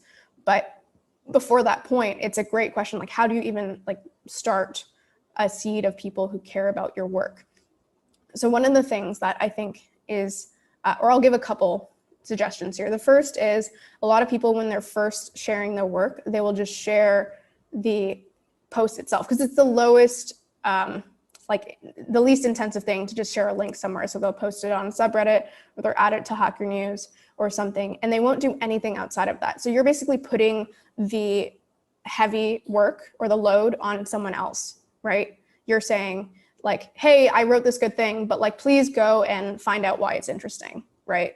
And so instead of just spamming your post places, you'll see a lot of people, actually a lot of subreddits won't even let you post a link, but you can actually just take the like TLDR or like the most interesting things that someone could learn from your piece and share that instead of the piece itself. And then at the end, you can say, you know, if you're interested in reading the whole thing, here's a link, or you can subscribe to my newsletter. So focusing on reducing the friction for someone to actually engage with your stuff is really, really important.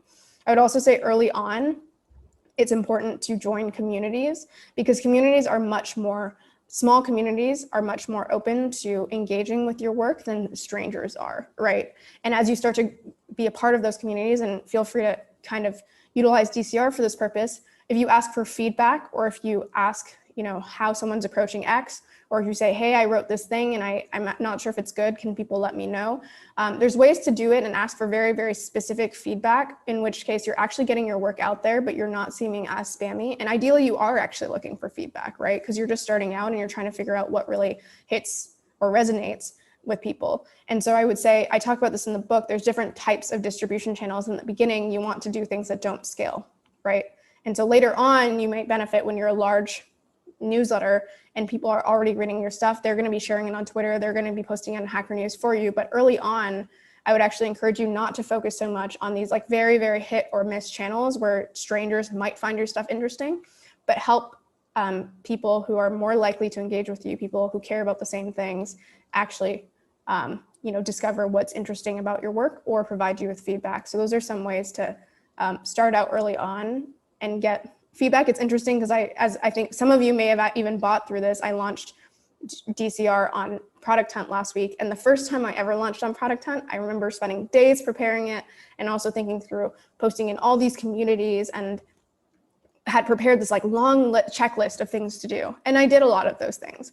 This time around, because I had spent so much time like building out communities and engaging with people and providing value in different ways, when I actually went to post in certain communities, a lot of people had done that for me, right? A lot of people in those communities actually said, hey, it's like stuff just launched, go support it, which was really, really nice. So I will say it does take a while, and you do have to like focus on providing a lot of value. But I think a lot of people go wrong at the beginning because they just are trying to find like the easiest, least intensive route to success, which they just think if I spam to a bunch of platforms, it'll work. I think an analogy that I think maybe will help get my point across is if you're trying to get a job and you just spam out your resume to a bunch of companies that have open roles, that is much less likely to work than if you actually put together like a thoughtful message to like 2 or 3 companies that you're really excited to work with. And the same thing is true with content. The beginning, don't just spam everywhere, because that just, you know, people will start to recognize you for that, but also even outside of that, it's just less effective. Okay, so we're still moving on. I'm going to try to answer some of these really quickly because I know we're already at an hour and a half. We're going to move on to the SEO chapter. So Patrick, if you're on the line still, I know you were on earlier, feel free to go off mute. If not, I will jump right into this question. All right, so he is asking, what's the best beginner's approach to doing keyword research? So I want to break down two ways of doing keyword research. The first is if you know what your article is about, or you already have the ethos of what you're trying to rank for. And the second is if you're actually looking for keywords that you potentially want to rank for. So in the first case, if you're doing the keyword research on something you already know, then I would take the actual your title or the main keyword that you think might be appropriate, and you just simply enter it into a tool like Keywords Everywhere or Ahrefs or Keyword Planner. I have a couple of these up, but you can, for example, if my, let's say I'm writing an article about how to write, I can enter it into Ahrefs. I get my keyword difficulty right away. So this is actually kind of a hard keyword to rank for. You can get the volume as well. But then you can start to look for similar keywords. So either keywords that have the same terms, questions. You can sort through these in terms of, if I go to view all, I can look for stuff where, for example, maybe I only want the keyword difficulty to be 50 or under. So you can start to apply these filters. Maybe I don't want anything that includes books, or maybe I only want to include something that includes books. I can apply this, and I can start to see a ton of different keywords that relate to writing, that include a book, that are less than 50 in difficulty, for example. And then you can look through and find something that is most appropriate for your article, right? And then as I talk about in the book, if you choose one, you want to actually take the time to take this, enter it into your browser, and actually look at what's ranking there and make sure it's similar to the things that you're actually writing about and that it has the right intent. I'm not going to go into this in depth because I know we're running low on time, but that's really how I would go about it if you know what you're looking for already. Now, if you don't know what you're looking for and you're actually looking for terms to write about so that you can bring in organic traffic, the best way to do that is to find something that I would call a content competitor of yours. And so if you, within your industry, you're likely going to have competitors and then content competitors. And sometimes those are the same, but sometimes those are different. So for example, if you are a site that hires out developers, you likely have direct competitors like TopTal, but then you also likely have content competitors, like, for example, there are just sites that write about development or that write about design or things like that. So you want to find your content competitors. So for example, I'm trying to think of a good example of someone that I can enter into here, but I think I'm trying to think of like a design. You can just enter in like a random site, and I'll probably be able to find a great content competitor in here. Let me just quickly scroll through. I think this is probably just a site that tends to write about graphic design junction. Let's see. Yeah, so they seem to have tons of content about design.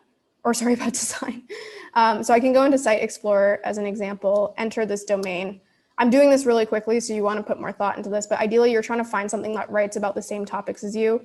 This is a great example actually of one that doesn't have like a super high DA, and you can start to be like, like if we want to write about things related to graphic design and we want to find keywords to write about, you can enter one of these content competitors. You can actually look at the keywords that this site is ranking for, and then you can do some of the same things, like maybe I only want to know what they're ranking in the top 10, and maybe I only want to include something where you can adjust if there's specific SERP features and these relate to the intent, but maybe I care about the keyword volume and I want to make sure it's at least, or it's no more than 5,000. So I can adjust this, and then now I've got thousands of keywords potentially that I can write content about that I know that Graphic Design Junction with a DA of, I think it was 60 something, ranks for, and I can prioritize which ones I actually want to write about based on my personal expertise. So I wouldn't do this because I'm not a graphic designer, but you can also kind of find other related content competitors for you. And this is a great way to start seeding ideas if you don't already have them. Now, some people come and they say, I already have all my ideas. In that case, you use the first approach of actually taking something that you've already written. And if you're curious about this, you can look back to the book, and I give several examples, like the indoor plants example, where you start with one idea and then you actually use many of the secondary keywords to fill your existing article as well. So I think that gives you like a super beginner approach to keyword research, hopefully. Ellen, I saw your question, so feel free to go off mute if you're still here and ask it. Thanks, Steph. Hopefully you can hear me. Yeah, basically I've built my business website on Squarespace, and then I have a Substack for my newsletter, which is growing, but I want that bedrock domain, as you say, for people to find it. However, I understand that Squarespace isn't the best for content, so I don't really want to start again. Would you recommend having a separate like blog only site, or I could just create something else on like Medium as a halfway point? Any thoughts would be appreciated. Sure. Yeah. So I think in general, I tend to not recommend Medium. Medium is a great, sometimes, distribution channel, but it's because you don't own your domain, you don't own your audience on that platform, you can't control many things. I generally don't recommend Medium. Based on everything you've said so far, do you currently just repost your stuff on Substack because like just that's your way of reaching people through your newsletter? So I write on Substack and then I repost it on my website, like, and just leave it there. But I don't think it gets like any hits on my website. I see. Okay, sorry, I misunderstood. Okay, so what I would say is setting up something similar to what I have, where I know it's kind of like you're reposting it several times, but where you have your beautiful site on Squarespace, where like if you go to, I'm not saying mine is beautiful, but I have an independent domain here, which is stephsmith.io, which has like all my projects and things like that. And then I specifically set up my blog, which is at blog.stephsmith.io, same domain, but the first one was self-coded, so I could, get fancy with it and have it look cool. And the same thing you could do with your Squarespace, like keep that as your primary place that people go. And then the blog itself is like, this was made through Ghost, and it's a lot more readable. It's set up specifically so it's fast and ranks, or more likely to rank, things like that. So that's probably what I would recommend based on your situation. Yeah, got it. Thank you. Sure. All right, let's keep moving. If someone's on the call and they want to speak to either of these, feel free to. Yeah, hi. So the point you talked about having a bedrock channel really hits home, because the company that I work at, we have blogs that we wrote in 2016, and they still generate like tens of thousands of clicks every week. So I was wondering that if you come across a topic that you really want to cover and there's no search volume, does it make sense then to write and publish or distribute that topic? Yeah, so it's a great question. The first thing I would say is if it has zero search volume, that's different than having low search volume. So if it has zero search volume, what I typically say is, and this was one of the concepts in the book, is every time you write an article, it typically have a hypothesis as to why someone will find this interesting or valuable. If something has search volume, that helps solidify the fact that people do indeed find this interesting because they're searching for it. Now, every so often, there's something with absolutely zero search volume, and you still think, now there's something here, like something about my own expertise or my own intuition or things that people ask me about. Like, I know that if I write this, people will find it interesting. I have had this with myself where actually there are certain articles, like one of my articles is, you don't need to quit your job to make. No one is searching for that. And I knew this, and I decided to write it anyway because I had a hypothesis. Now, something to keep in mind is that when you are doing that, you must acknowledge that it is a hypothesis and that it can, be unsuccessful. And if it isn't successful and it has no search volume, then no one's ever going to see it at all, which is okay. We all, write things, and sometimes they get traction and sometimes they don't. But it's worth acknowledging that. And often, actually, you know, if you have some really, really interesting, unique idea, it's not going to have search volume, right?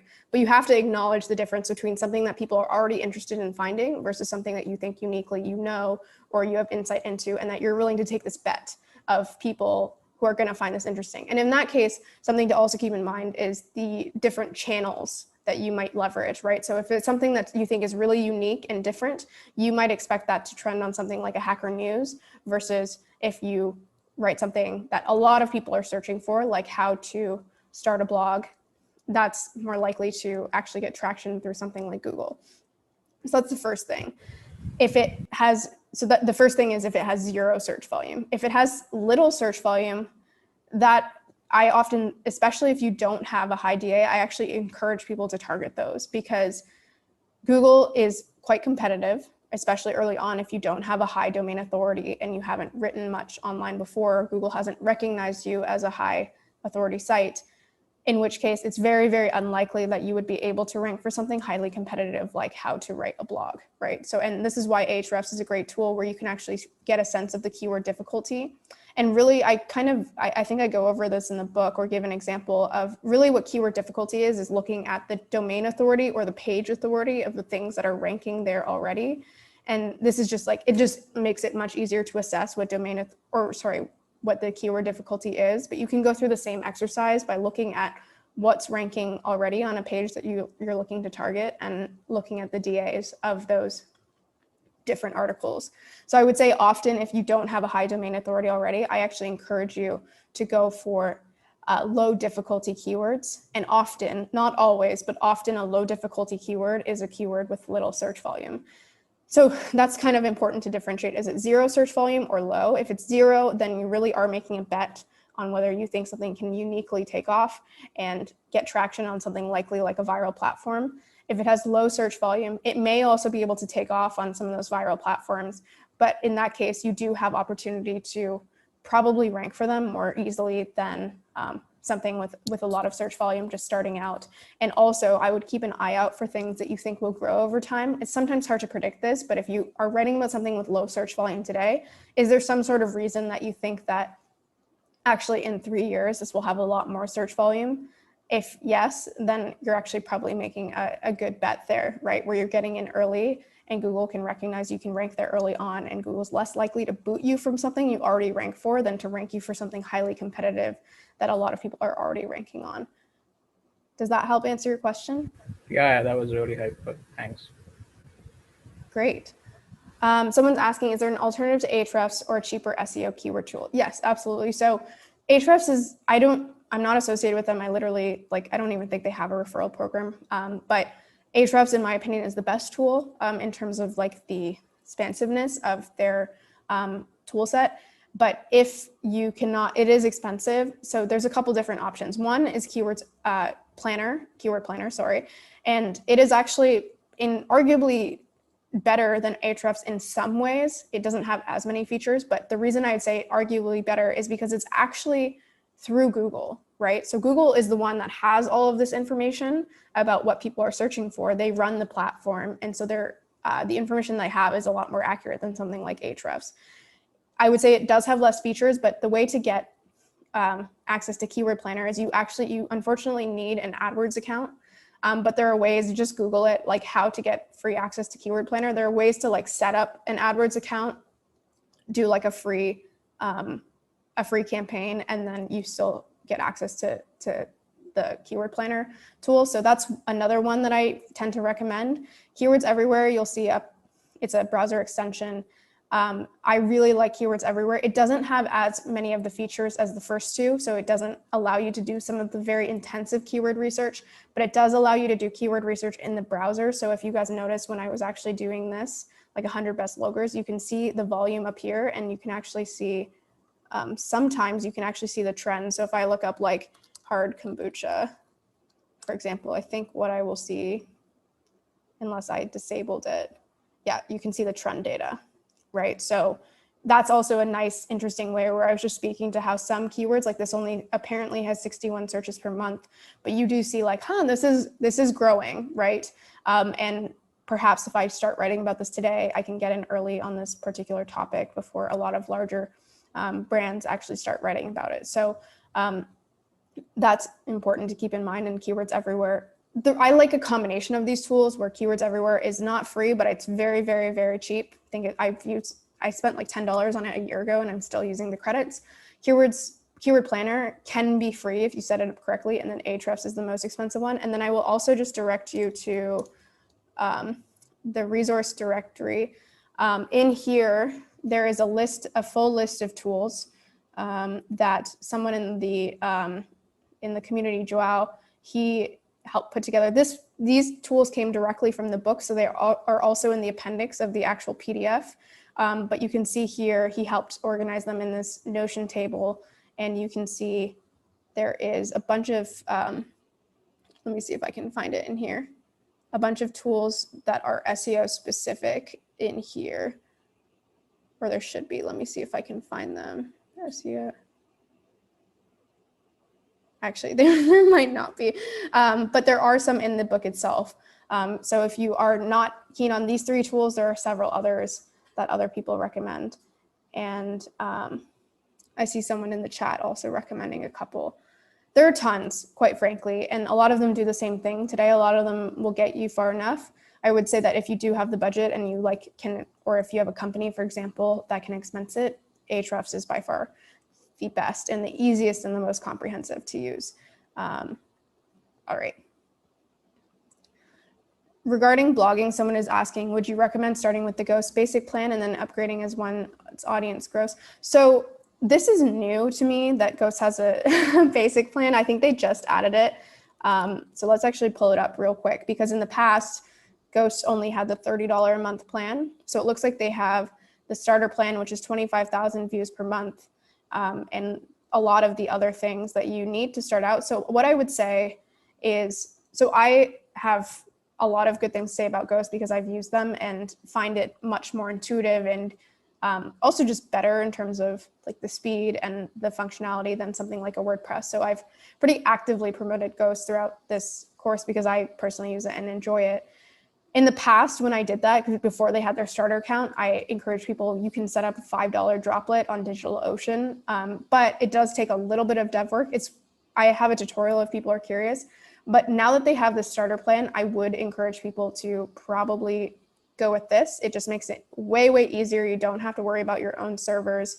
And once you do have, 25,000 views a month is pretty significant, right? If you are going past that, I believe there are many ways that you can monetize more than $29 a month for your publication. And in that case, I personally think this is a pretty natural evolution. So I don't personally use the starter or basic plan today, but actually now that they have this in place, I might actually just transfer to one of these plans. I've got a question on when you're using Ghost. I think with Ghost, if you want to send out a newsletter after posting, you have to use Mailgun, right? Is that what you're using, or are you using something else to automate that process? Yeah, so that's a great question. So normally when people have a newsletter on Substack, for example, they just send the newsletter and then it publishes automatically on their Substack. To your point, if you want to simultaneously publish on Ghost and then also send a newsletter, you need to set it up with Mailgun. That's the only built-in one that they have. With that said, it's very, very easy to just copy, because you've already written out the content, to just copy out the content and send that with another ESP. So what I've done in the past is just use MailChimp, or other people use ConvertKit or things like that, and you just copy it in. And it is an extra step, of course, versus something like a Substack where it's all just click one button and it all happens. But in my opinion, I like the ownership that I can get with Ghost, and then the actual additional step of sending it through something else, I don't mind. It doesn't tend to take much longer. I can see some comments in the chat. I have been going for a while, but I also want to make sure that we're not taking up too much of everyone's time. Thank you for the, the 20 of you that have stayed on this long. Yes, Dan, let me quickly send the bit.ly link. These are the resources. If people haven't, it's just bit.ly/DCR-resources. Oops, I accidentally, here we go. All right, let's try to speed through some of these just because I do have a call in an hour. So I want to make sure we get through everything. Someone is asking, and if you're on the call, actually, I'll let you ask the question. Hey, Steph. Hey. Thanks for sharing. I was just wondering, you create such a wonderful community, and people tend to make courses after that. Why did you choose to write a book? And will there be a course? And will you have like a paid community, kind of like SPI, Pat Flynn style? Because you have some great people here, and you have such an engaged community. It's fantastic. Thanks. So I've been asked this question in the past, and honestly, if I had thought this out a little more beforehand, I talk about this concept of perceived value in the actual book itself. And if I had really tried to optimize this for like pure amount of money that I could get from this project, what I really should have done is a course. And the reason I say that is because of, again, this perceived value, where if I talk about selling a book, right now the book, there's a promo code, but if we're talking about just the price, it's $100 now. And I still will have people say like $100 for a book, like that's crazy. And of course there's things that I've added on like the community or these sessions, but at the end of the day, $100 for a course does sound like a lot. And I also would think it sounds like a lot. Meanwhile, there are people who are selling very similar things who have crafted it as, or branded it as a course, and they're thousands of dollars, right? And of course those still sound expensive, but it's just funny how this label of, what people are used to paying, I always liken it to back in like maybe a decade ago when iPhone apps would cost 99 cents and people would be like, I don't want to spend 99 cents on that, even though it was so little. And it's just this perceived value of just like what people are used to spending on particular types of products. So to answer your question, the reason I wrote it as a book is just because I never expected it to get this big, quite frankly, and I just wanted to get my thoughts out there. And to be honest, I would actually say that my ability to get all of my thoughts out there with clarity was done much more effectively in a book versus a course. So it's kind of funny how a lot of people prefer courses, even though I would say that it's actually harder to get as much from like a video session than actually like reading a like well thought out book. But I don't know if I'm gonna do anything extra with this. I was actually asked this question when we did live session several months ago. And I think I'm happy with where this has gone and the value that people can get, whether it's through the video sessions or through the actual book itself. I have adjusted the copy a little bit on the landing page just because I'm aware of this perceived value issue. But I think for now, I'm just happy to have the people in the community that are there today. And then as we talked about earlier, like as people want more stuff, if they want like subgroups for Twitter or podcasting and things like that, happy to set that up. But to really be transparent, I just chose to write it as a book just because I'm just used to writing, right? Like really, if I wanted to maximize the like net output of this, I probably should have done it as a course. Does that answer your question? Yeah, completely. Thank you. And it shows the way you share it too. Like you can tell you're not doing this just for the cash because there's so many more ways you can do this. But that's kind of why we're reading your stuff too. So thank you. Thanks.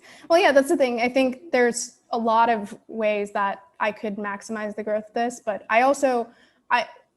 if you guys have read, there's an article, or I actually mentioned it, this article, You Don't Need to Quit Your Job to Make. And I love this concept of the fact that I still have a full-time job and I also like my job a lot. And because I have that full-time job, I have the financial stability to do whatever I want with my own projects. And I really enjoy that, right? So if I didn't have that backing, the financial backing of my own job, I probably would have made different decisions. And those decisions may have not actually been best for the audience itself. And so I love just having the freedom of not thinking about how do I actually squeeze as much out of this as I can. And it's not because I'm like so much more of a better person than other people. It's just because I have a very long-term view of creating, and I'm not trying, like, I don't think I need to maximize the output of any given project. Thank you. Sure. Someone's asking, actually, if you're on the line, feel free to ask your question. This one. All right, I know a lot of people have been on for so long that I think a lot of people have dropped, but they're asking, as a creator who published on Gumroad, would you recommend it as a medium of publishing to anyone who may not have a strong social media clout? So something to keep in mind is Gumroad is just a tool to self-publish, right? So the great thing about Gumroad is that your profit margin is so big, right? Like Gumroad takes so little I think you pay like a 1 monthly fee depending on how many sales you've done. But other than that, like 99% of your sales go to you. And that's very different than a typical publisher like in Amazon, where even someone like James Clear, who sold millions of books, I don't know how much he's actually made off of Atomic Habits because publishers tend to take such a significant chunk. So really Gumroad is just a tool, and I would absolutely recommend it for that. But Gumroad does not direct traffic to you, right? And I guess Amazon in some ways can, but most of these publishing platforms don't actually help you sell more of the book. So you do need to generate your own audience in order to make sales, right? Like Gumroad does have a discover page and things like that, but I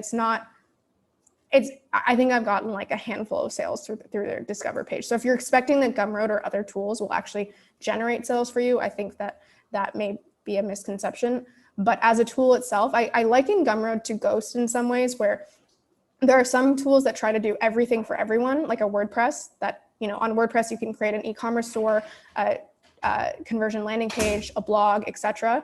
On Ghost, you can only create a blog. And I love that because they focus so much on just creating a great tool for someone trying to create a blog. All the little things that you consider as you're going to create a blog, they've thought about because that's all they care about. Versus WordPress doesn't have time to prioritize those features. I find Gumroad similar, where there's even small things where you can gift a product on Gumroad, where a lot of other platforms that doesn't exist, or how you can pre-sell a product, and how when you pre-sell a product, it doesn't actually charge your users until you've actually launched the product, so you can adjust your product launch date. Even little things like that, I really appreciated using Gumroad. I'm of course only affiliated with them in the way that I use them as a creator, but I would say they're really good on that specific thing. Just if you're an indie maker, you perhaps have your own audience or not, but it just makes it very, very easy to sell to people versus I think some other platforms.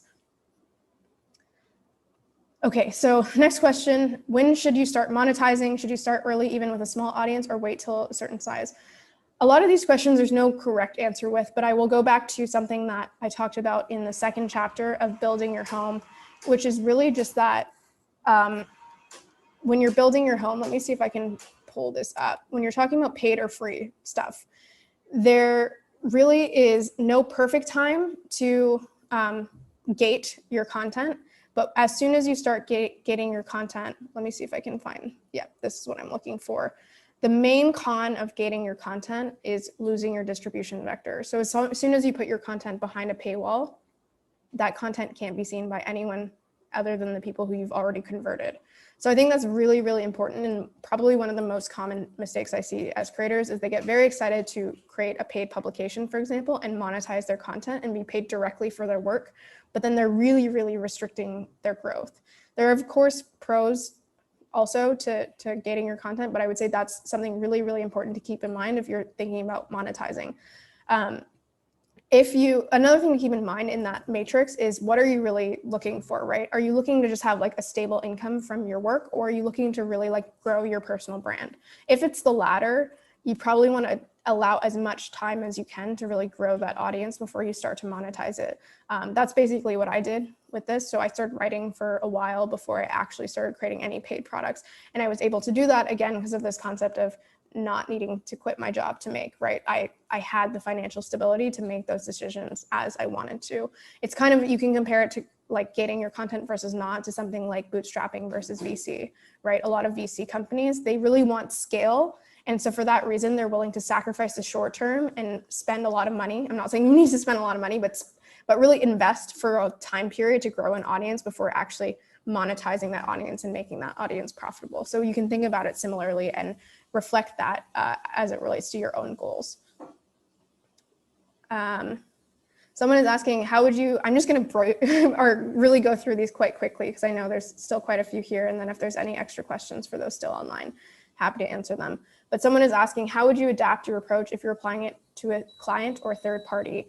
I honestly, the main difference if it was a client tends to just be the timeline or the expected cadence of things. The main thing that I do differently with my own work is that I just have total freedom of how often I post, what I'm writing about, etc. Obviously, if you're in a client relationship or you're doing this for a company, there's more rigid structures of how often you need to publish, exactly what types of topics you need to publish, probably exactly what goals you have and on what timeline you should hit them.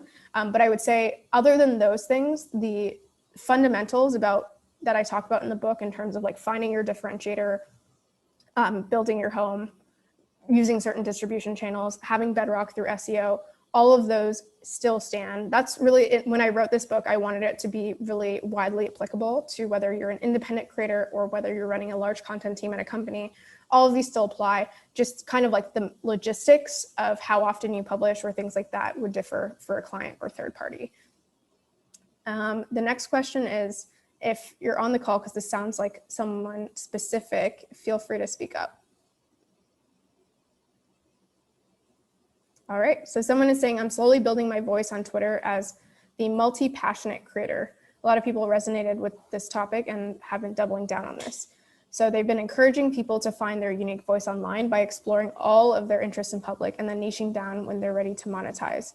How would you go about monetizing this type of knowledge and digital skills? So it's an interesting one. I mean, the way that I always think about monetizing is like, how do you get people closer to their goals? And the closer you are to getting people to their goals, the more you can charge. And what I mean by this is I always give the example of The Hustle and Trends. So The Hustle started as a daily newsletter about business and tech. And because getting the daily news about business and tech is pretty widely available, but also more of a vitamin, right? You don't need that, or most people don't need that to succeed.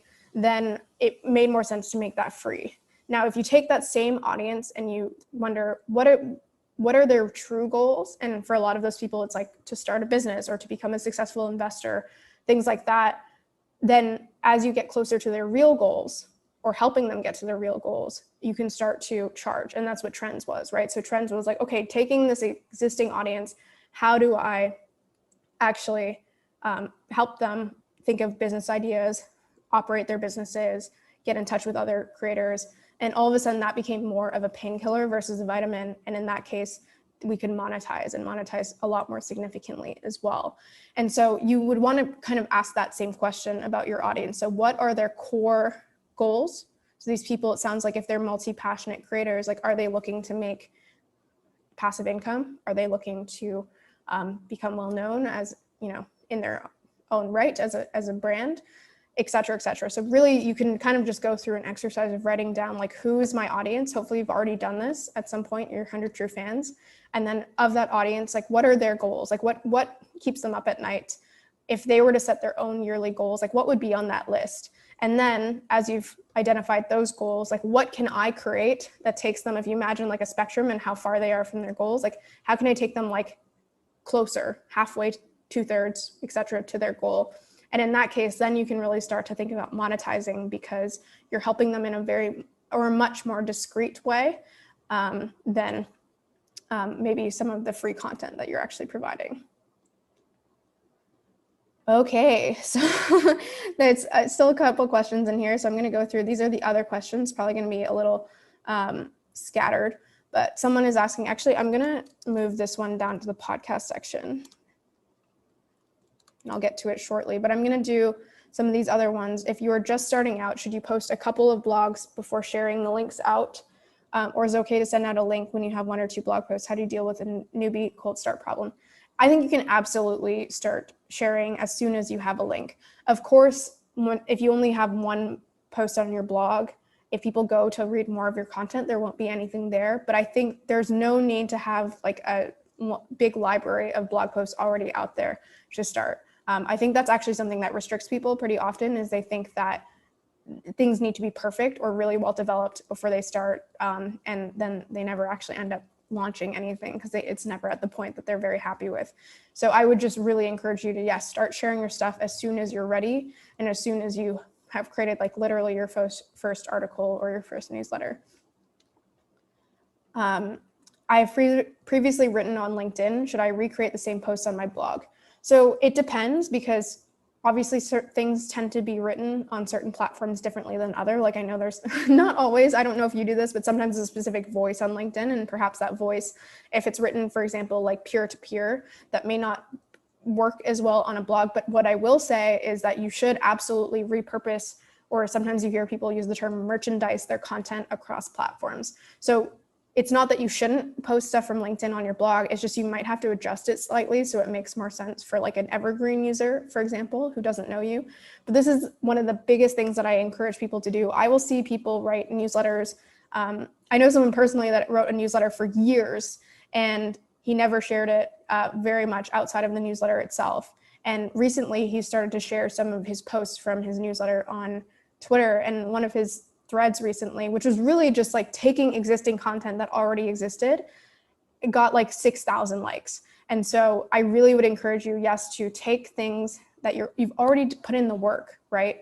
One of the main things that like probably like the top 3 lessons in the book is just a lot of people invest so much in creating the content and so little in distributing it, right? So if you've already put in the effort to create content on one platform, it's likely just so much less effort to distribute that on a new platform than to create net new content. So yes, absolutely recreate your posts on other platforms or merchandise them across platforms, but just obviously keep in mind that you may need to adjust them slightly depending on the platform you're posting on. Reddit's a great example where you just simply can't post the link itself. So maybe you, again, post snippets of your posts, for example.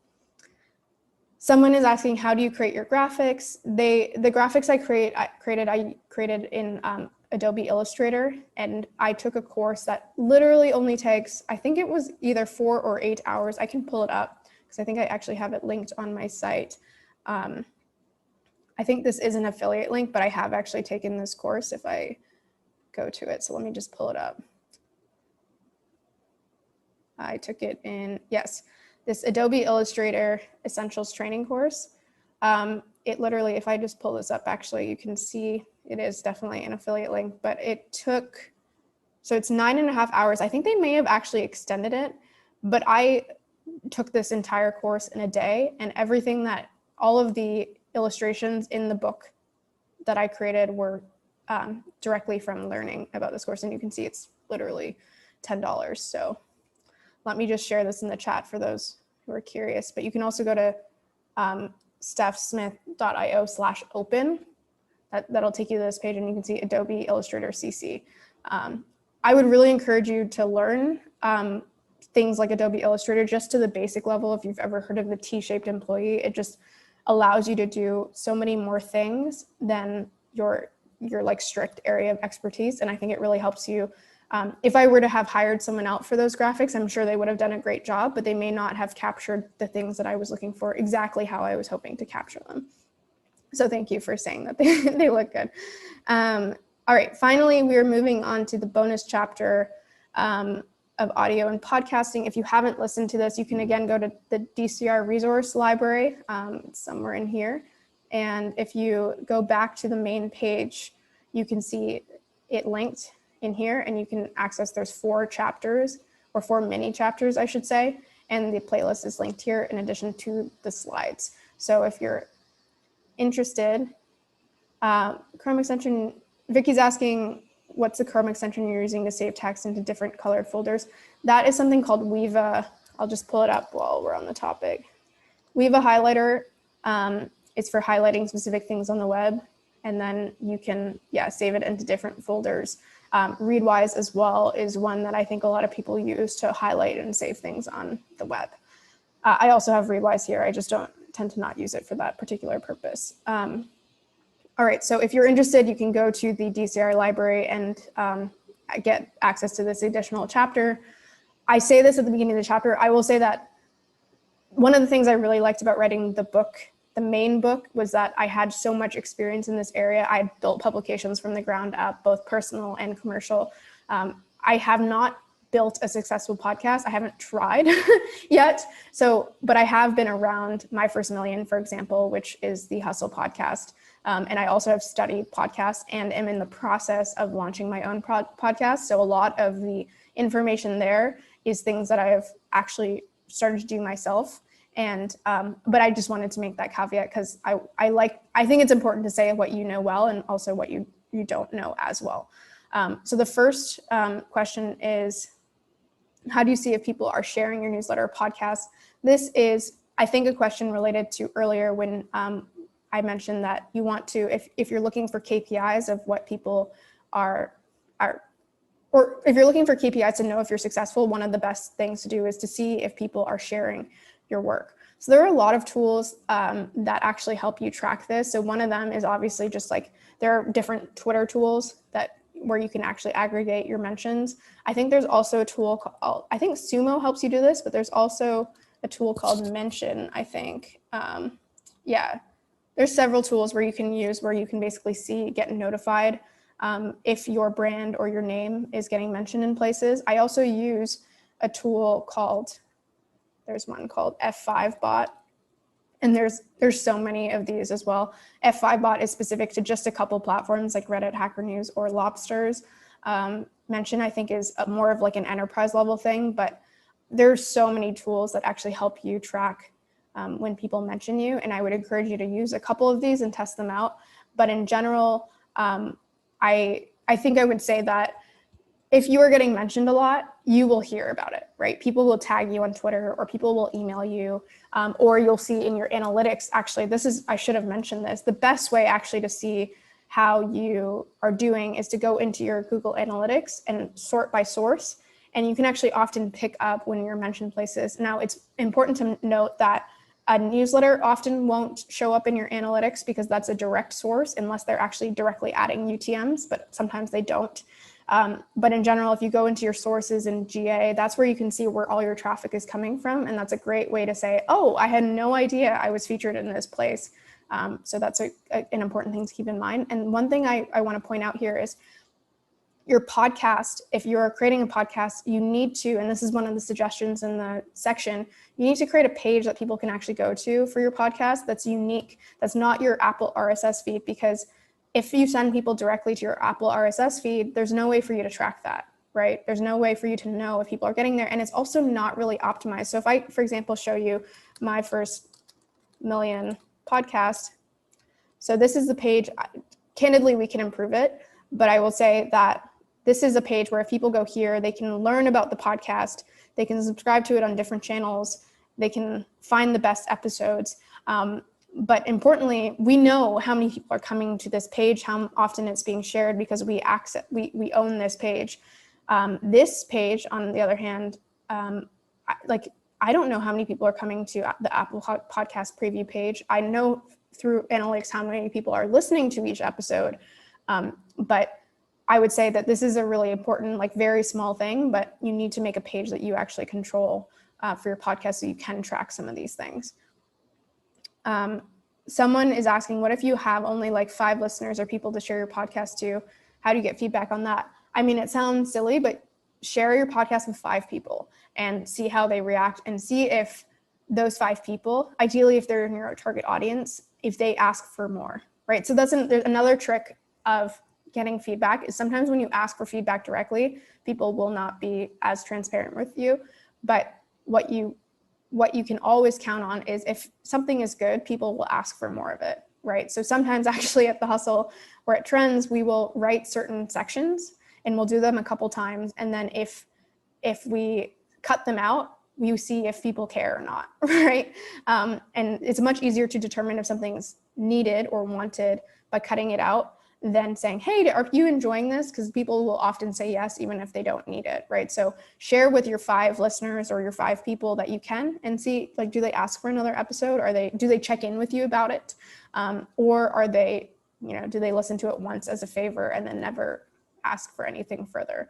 And then of course you can start to share it once you've created your pilot. You can share it in different communities or elsewhere and start to grow it as you normally would a podcast. But I would encourage you to share an MVP with your friends or people close to you so that you can get feedback before you go and officially launch your podcast. What was your biggest aha moment in creating this section? What do you think most podcasters do wrong? I had so many moments because I did a lot of research in addition to things that I was considering myself, because as you know, I've creating my own podcast as well. I would call out a couple things. The first thing is that a lot of people choose to create a podcast because they think it's easier. And I would say in the short term, it's easier because it's easier to sit down for an hour, record yourself and launch that. But it's, I think, a lot harder to grow. I myself am, working on growing this launching this podcast, and I'm feeling daunted, or it's feeling daunting to do this, because I'm just like, wow, like how am I going to grow this? Because there are just a lot of the mechanisms that exist for distributing written content don't exist for distributing audio. And so I'm just thinking this is going to be a lot harder. So I think that was an aha moment of just realizing, like, a lot of people in the short term think audio is easier, but don't realize that in the long term, it can actually be much harder to scale. There was another slide, I'll actually pull it up, some of these audio sections just to show you guys. But another thing is, I already had this, or I already believed this, but in actually pulling up the data, it was surprising to me to really see just how many of the biggest podcasts in the world are from people with existing audiences. And this plays directly into what I was saying of, it's really hard to grow a podcast. And so if you are trying to grow one to actually like bring in new traffic, that may not be the right decision. So you can see these are the most listened to podcasts in 2020. And most of them were either very, very early on. So you can see number 4 is This American Life. That was like one of the first popular podcasts.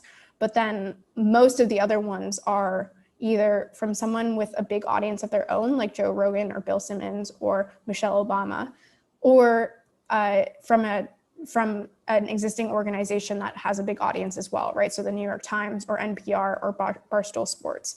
So that's, I think, maybe per se not an aha moment, but then seeing the data in this like very tangible way, I was like, wow, podcasts really are, most of the popular podcasts come from people with an existing audience. And again, that plays into this idea that it's hard to distribute them effectively now. So naturally, the popular ones will just come from people who already have those distribution channels. And then if I just jump down to, these are the slides if people want to dive into them later. But the other thing that I would say is the most important takeaway is this idea of bite-sizing your content. So this all plays into the idea that it's hard to distribute a podcast. And in particular, the kind of, as a growth marketer, I think through like the user funnel and how they engage with a product and how they end up converting eventually, hopefully. And normally it's a much like slower progression towards conversion, or a much more natural, like lower friction conversion, versus with podcasts, most of the time, you're basically asking someone to go from like not knowing you at all to listening, to subscribing to your entire RSS feed. And that's not a natural progression. That's not a natural thing for someone to be like, like, I haven't heard your podcast before. Let me go subscribe to like all of your future episodes, right? And so what I'm surprised to not see more of is this idea of bite-sizing your content or doing things like trailers. So if you think about Netflix, when you go into Netflix, if you were just choosing a movie or a show based on the title and there was no trailers, you would only choose the most popular ones or the ones that you had been recommended to with friends. And that's kind of like what exists with podcasts today. On the other hand, Netflix does this very well, where you have like a 30-second trailer where you're considering something and it allows you to taste test what you are considering, right? And then you're much more likely to engage with that thing if it's good. And I don't see trailer episodes very often for podcasts. Very few podcasts are successfully using things, they're called audiograms on some channels, where basically you're taking your content and instead of expecting someone to listen to a full 60-minute episode before they even have heard of you, sharing little bits of that episode out on some of these other platforms like Twitter, I think that can happen a lot more. So I won't go into any more depth, but I would say those are some of the aha moments of when I was developing the podcasting section, where I just realized we are very early in the era of podcasting. And I think it's actually interesting to see how much potential growth there can be, or how much I think of improvement that, people trying to start a podcast can actually do. All right, so is there an easy audio or video editor out there? So I personally am not a customer, but I have heard so many great things about Descript. I will post it in the chat. And Descript just makes it incredibly easy to actually edit your audio and video and do it in a way where you can actually like remove things like your ums or adjust your like segments very, very easily without having professional experience editing. And then also it allows you to create some of those audiograms, which I think are really important. So it's funny that I didn't even see this question, but someone is asking, have you used Descript? So I have not, well, I've played around with it a little bit, but since I haven't launched my own podcast, I have not used it myself. However, I've heard, as I just mentioned, great things about it. And I think it's, in the chapter, I talk about how with podcasts in particular and video as well, I think that at the end of the day, if you're a creator, really what you're trying to do is communicate ideas, and you should focus as much as you can on that. And some of these more logistical things that come with podcasting or video creation, I would encourage you, if possible, to outsource, right? So all of us have different budgets. And so it's very different for me to say this working in a large company that has those budgets, but I would encourage you to really focus on, if you can, like having someone else edit it. So you're not spending, like, I know sometimes Descript I think can help with this, but people will spend an hour, or let's say 3 hours preparing for a podcast, an hour recording it, and then 3 hours editing it. And it's like, well, you could actually just create 2 podcasts for that same amount of time if you're able to outsource the editing work.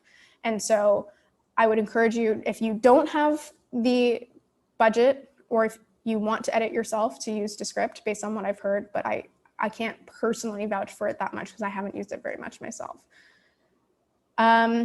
Dan is asking, have you picked a format for the economics of X or how X makes money? I am still working on it because we recorded a pilot, and part of the things that I talk about in the bonus section is I'm in the process of getting feedback on it.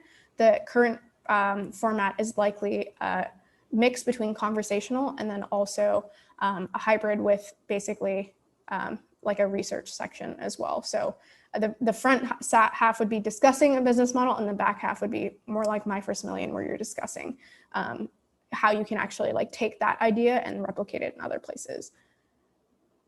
All right, couple more questions. Love My First Million's creative meme-like promotion for the best idea shared in each pod.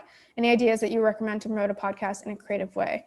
Well, really, My First Million has been doing it with these like meme-like videos, but the idea that I think is just important is, right now, as I mentioned, you can only share a podcast, or most people only share entire episodes of podcasts. So for whatever podcast you learn, that you record, one of the things that I teach in this extra section, let me see if I can find it.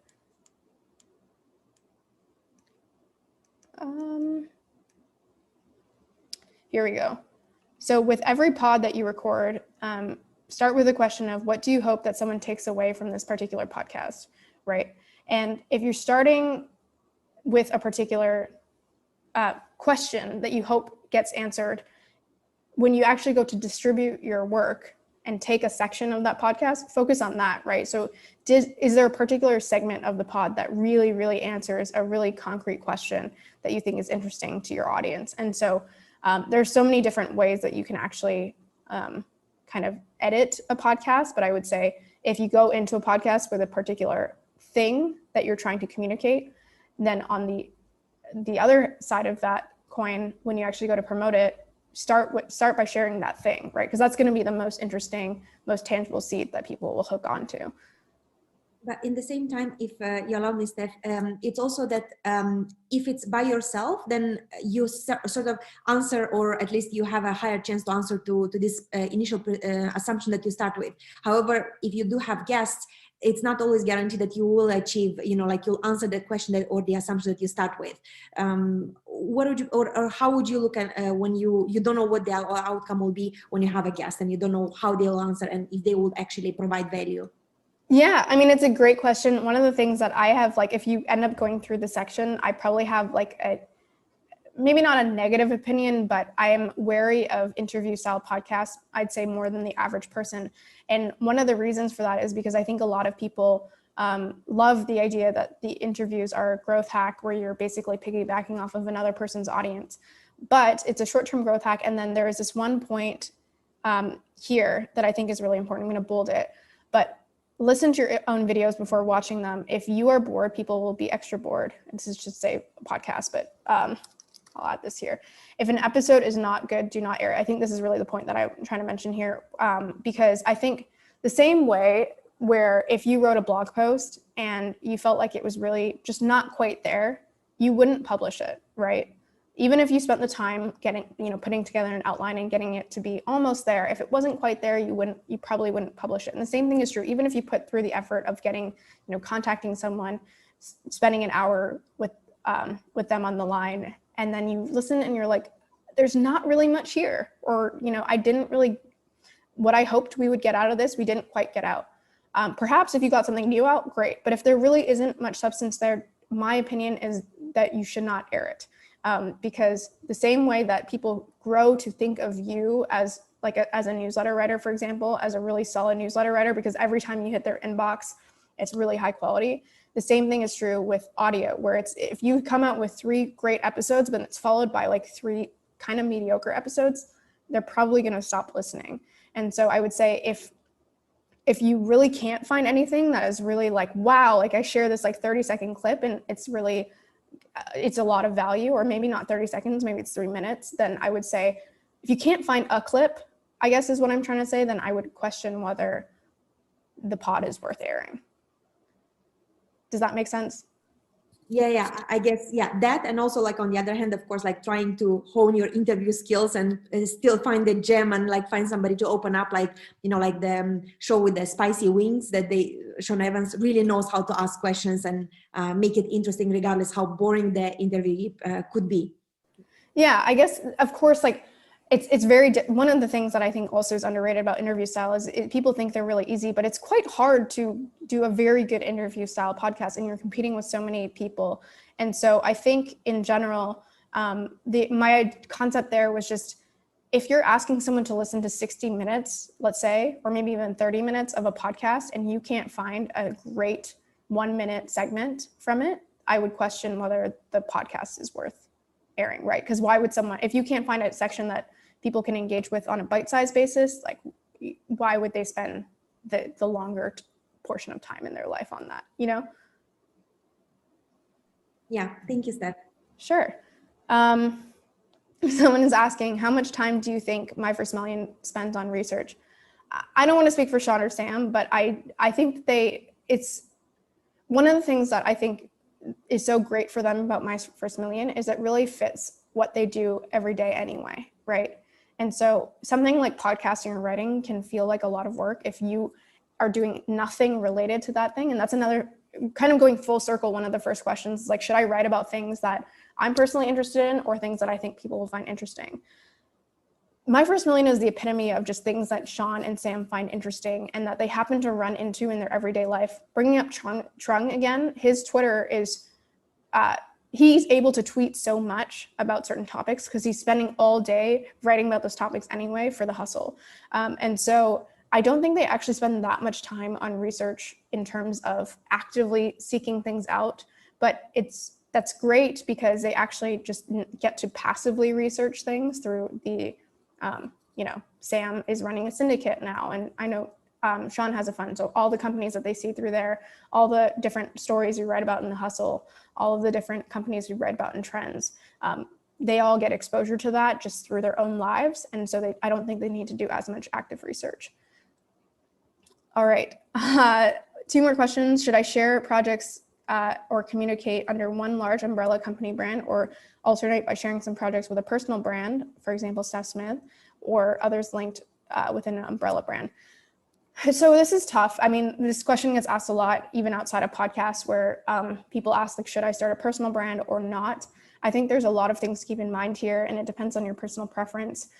Are you planning to sell something later on? If so, you probably should not do it under a personal brand, because it's a lot harder for me to sell stephsmith.io because that's me, versus Sam was able to sell The Hustle, right? Because that is not, even though he's so deeply involved there, he is not the make or break, right? That is not his name. And he's able to, the brand can continue without him, basically, right? So that's one thing to consider. I wouldn't alternate between the two very often. I would choose one and roll with it, because it's really hard to build up multiple brands at the same time, right? So you can put, I basically put all of my things under my name, right? My book's under my name, my website's under my name, future things I launch, unless it's for work, of course, will be under my name. And that's just a decision that I made. And the same similarly goes for, instead of starting a completely new brand of My First Million is a podcast owned by The Hustle, right? So I would say there's not necessarily a right or wrong answer as to whether you do it as a personal brand or kind of more of an umbrella, non-personalized brand. But whichever you choose, I wouldn't alternate very often between the two because, like I said, it's very hard to grow a brand in itself. And so duplicating that work, I think, just makes it even harder on yourself. Kind of the same concept as growing multiple channels. You get more of like a centralized halo effect if you just focus in one area. And then finally, this is an interesting question. What do you do if you feel a bit burnt out? Is writing for fun or just another side hustle? So this is a great question. I mean, I think a lot of people naturally get burnt out. I've been burnt out at different points in my life. I will say, I think, especially given the number of projects that I work on and the things that I've done in the last couple of years, I probably, and I'm not saying this in a good or a bad way, but I think I've been less burnt out than the average person. And the reason I think that is true is because I only work on projects that I really enjoy.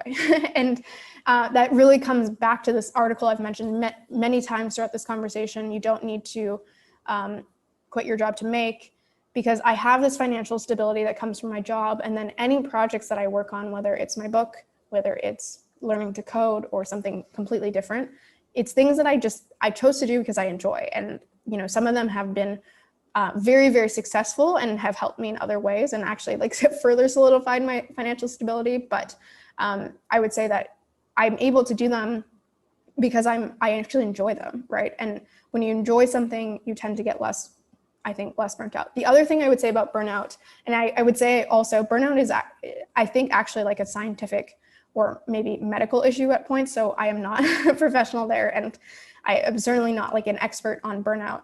But I would say one other thing that I've noticed about burnout, both in myself and other people, is people tend to, from what I've observed, feel burnt out when they're not making progress. So sometimes people associate burnout with just like the sheer amount of work that they're doing. And I think that obviously is an element of it.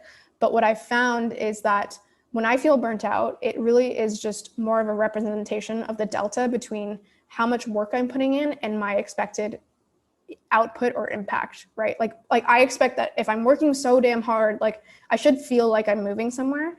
And if I don't, that's when I really start to feel burnt out, right? And I've seen this in some of my coworkers in the past where they're working really hard and I can tell they're feeling burnt out. And as an observer, it's partially that they're working so hard, but it's also partially because I feel like they can't see where their work is actually impacting an organization, and they don't feel like they're moving ahead. So I would say that if you're feeling burnt out, of course, like one option is to take a break. But also as you're working through your projects, focus on like, how do I make tangible progress? Because if you're not making tangible progress and you're just, for example, just constantly planning, right? That can really burn you out because you don't see the tangible progress as you're investing. All right, there's one more question and then I'm going to call it a day because I do have to drop off. But someone is saying, I am thinking of taking a writing pause. Is this okay? Should I say anything or just write and pause whenever? So this really depends. It's interesting, and I'm glad you asked this question because I've actually taken quite a long writing pause. I wrote this book, but I haven't written an article of my own in quite some time. In my case, I chose to not say anything because also something to keep in mind is that I was very inconsistent even before that. I've talked about this before in the book and outside of the book. I think a lot of people harp on the idea that consistency is really important, and there is an element that's important of consistency, especially if you have built a contract with your readers. If you have told them very clearly, I'm going to be in your inbox every morning with the daily news, and you don't do that for 30 days, they're going to find some other outlet to give to find the daily news, right? So the hustle wouldn't be able to do that.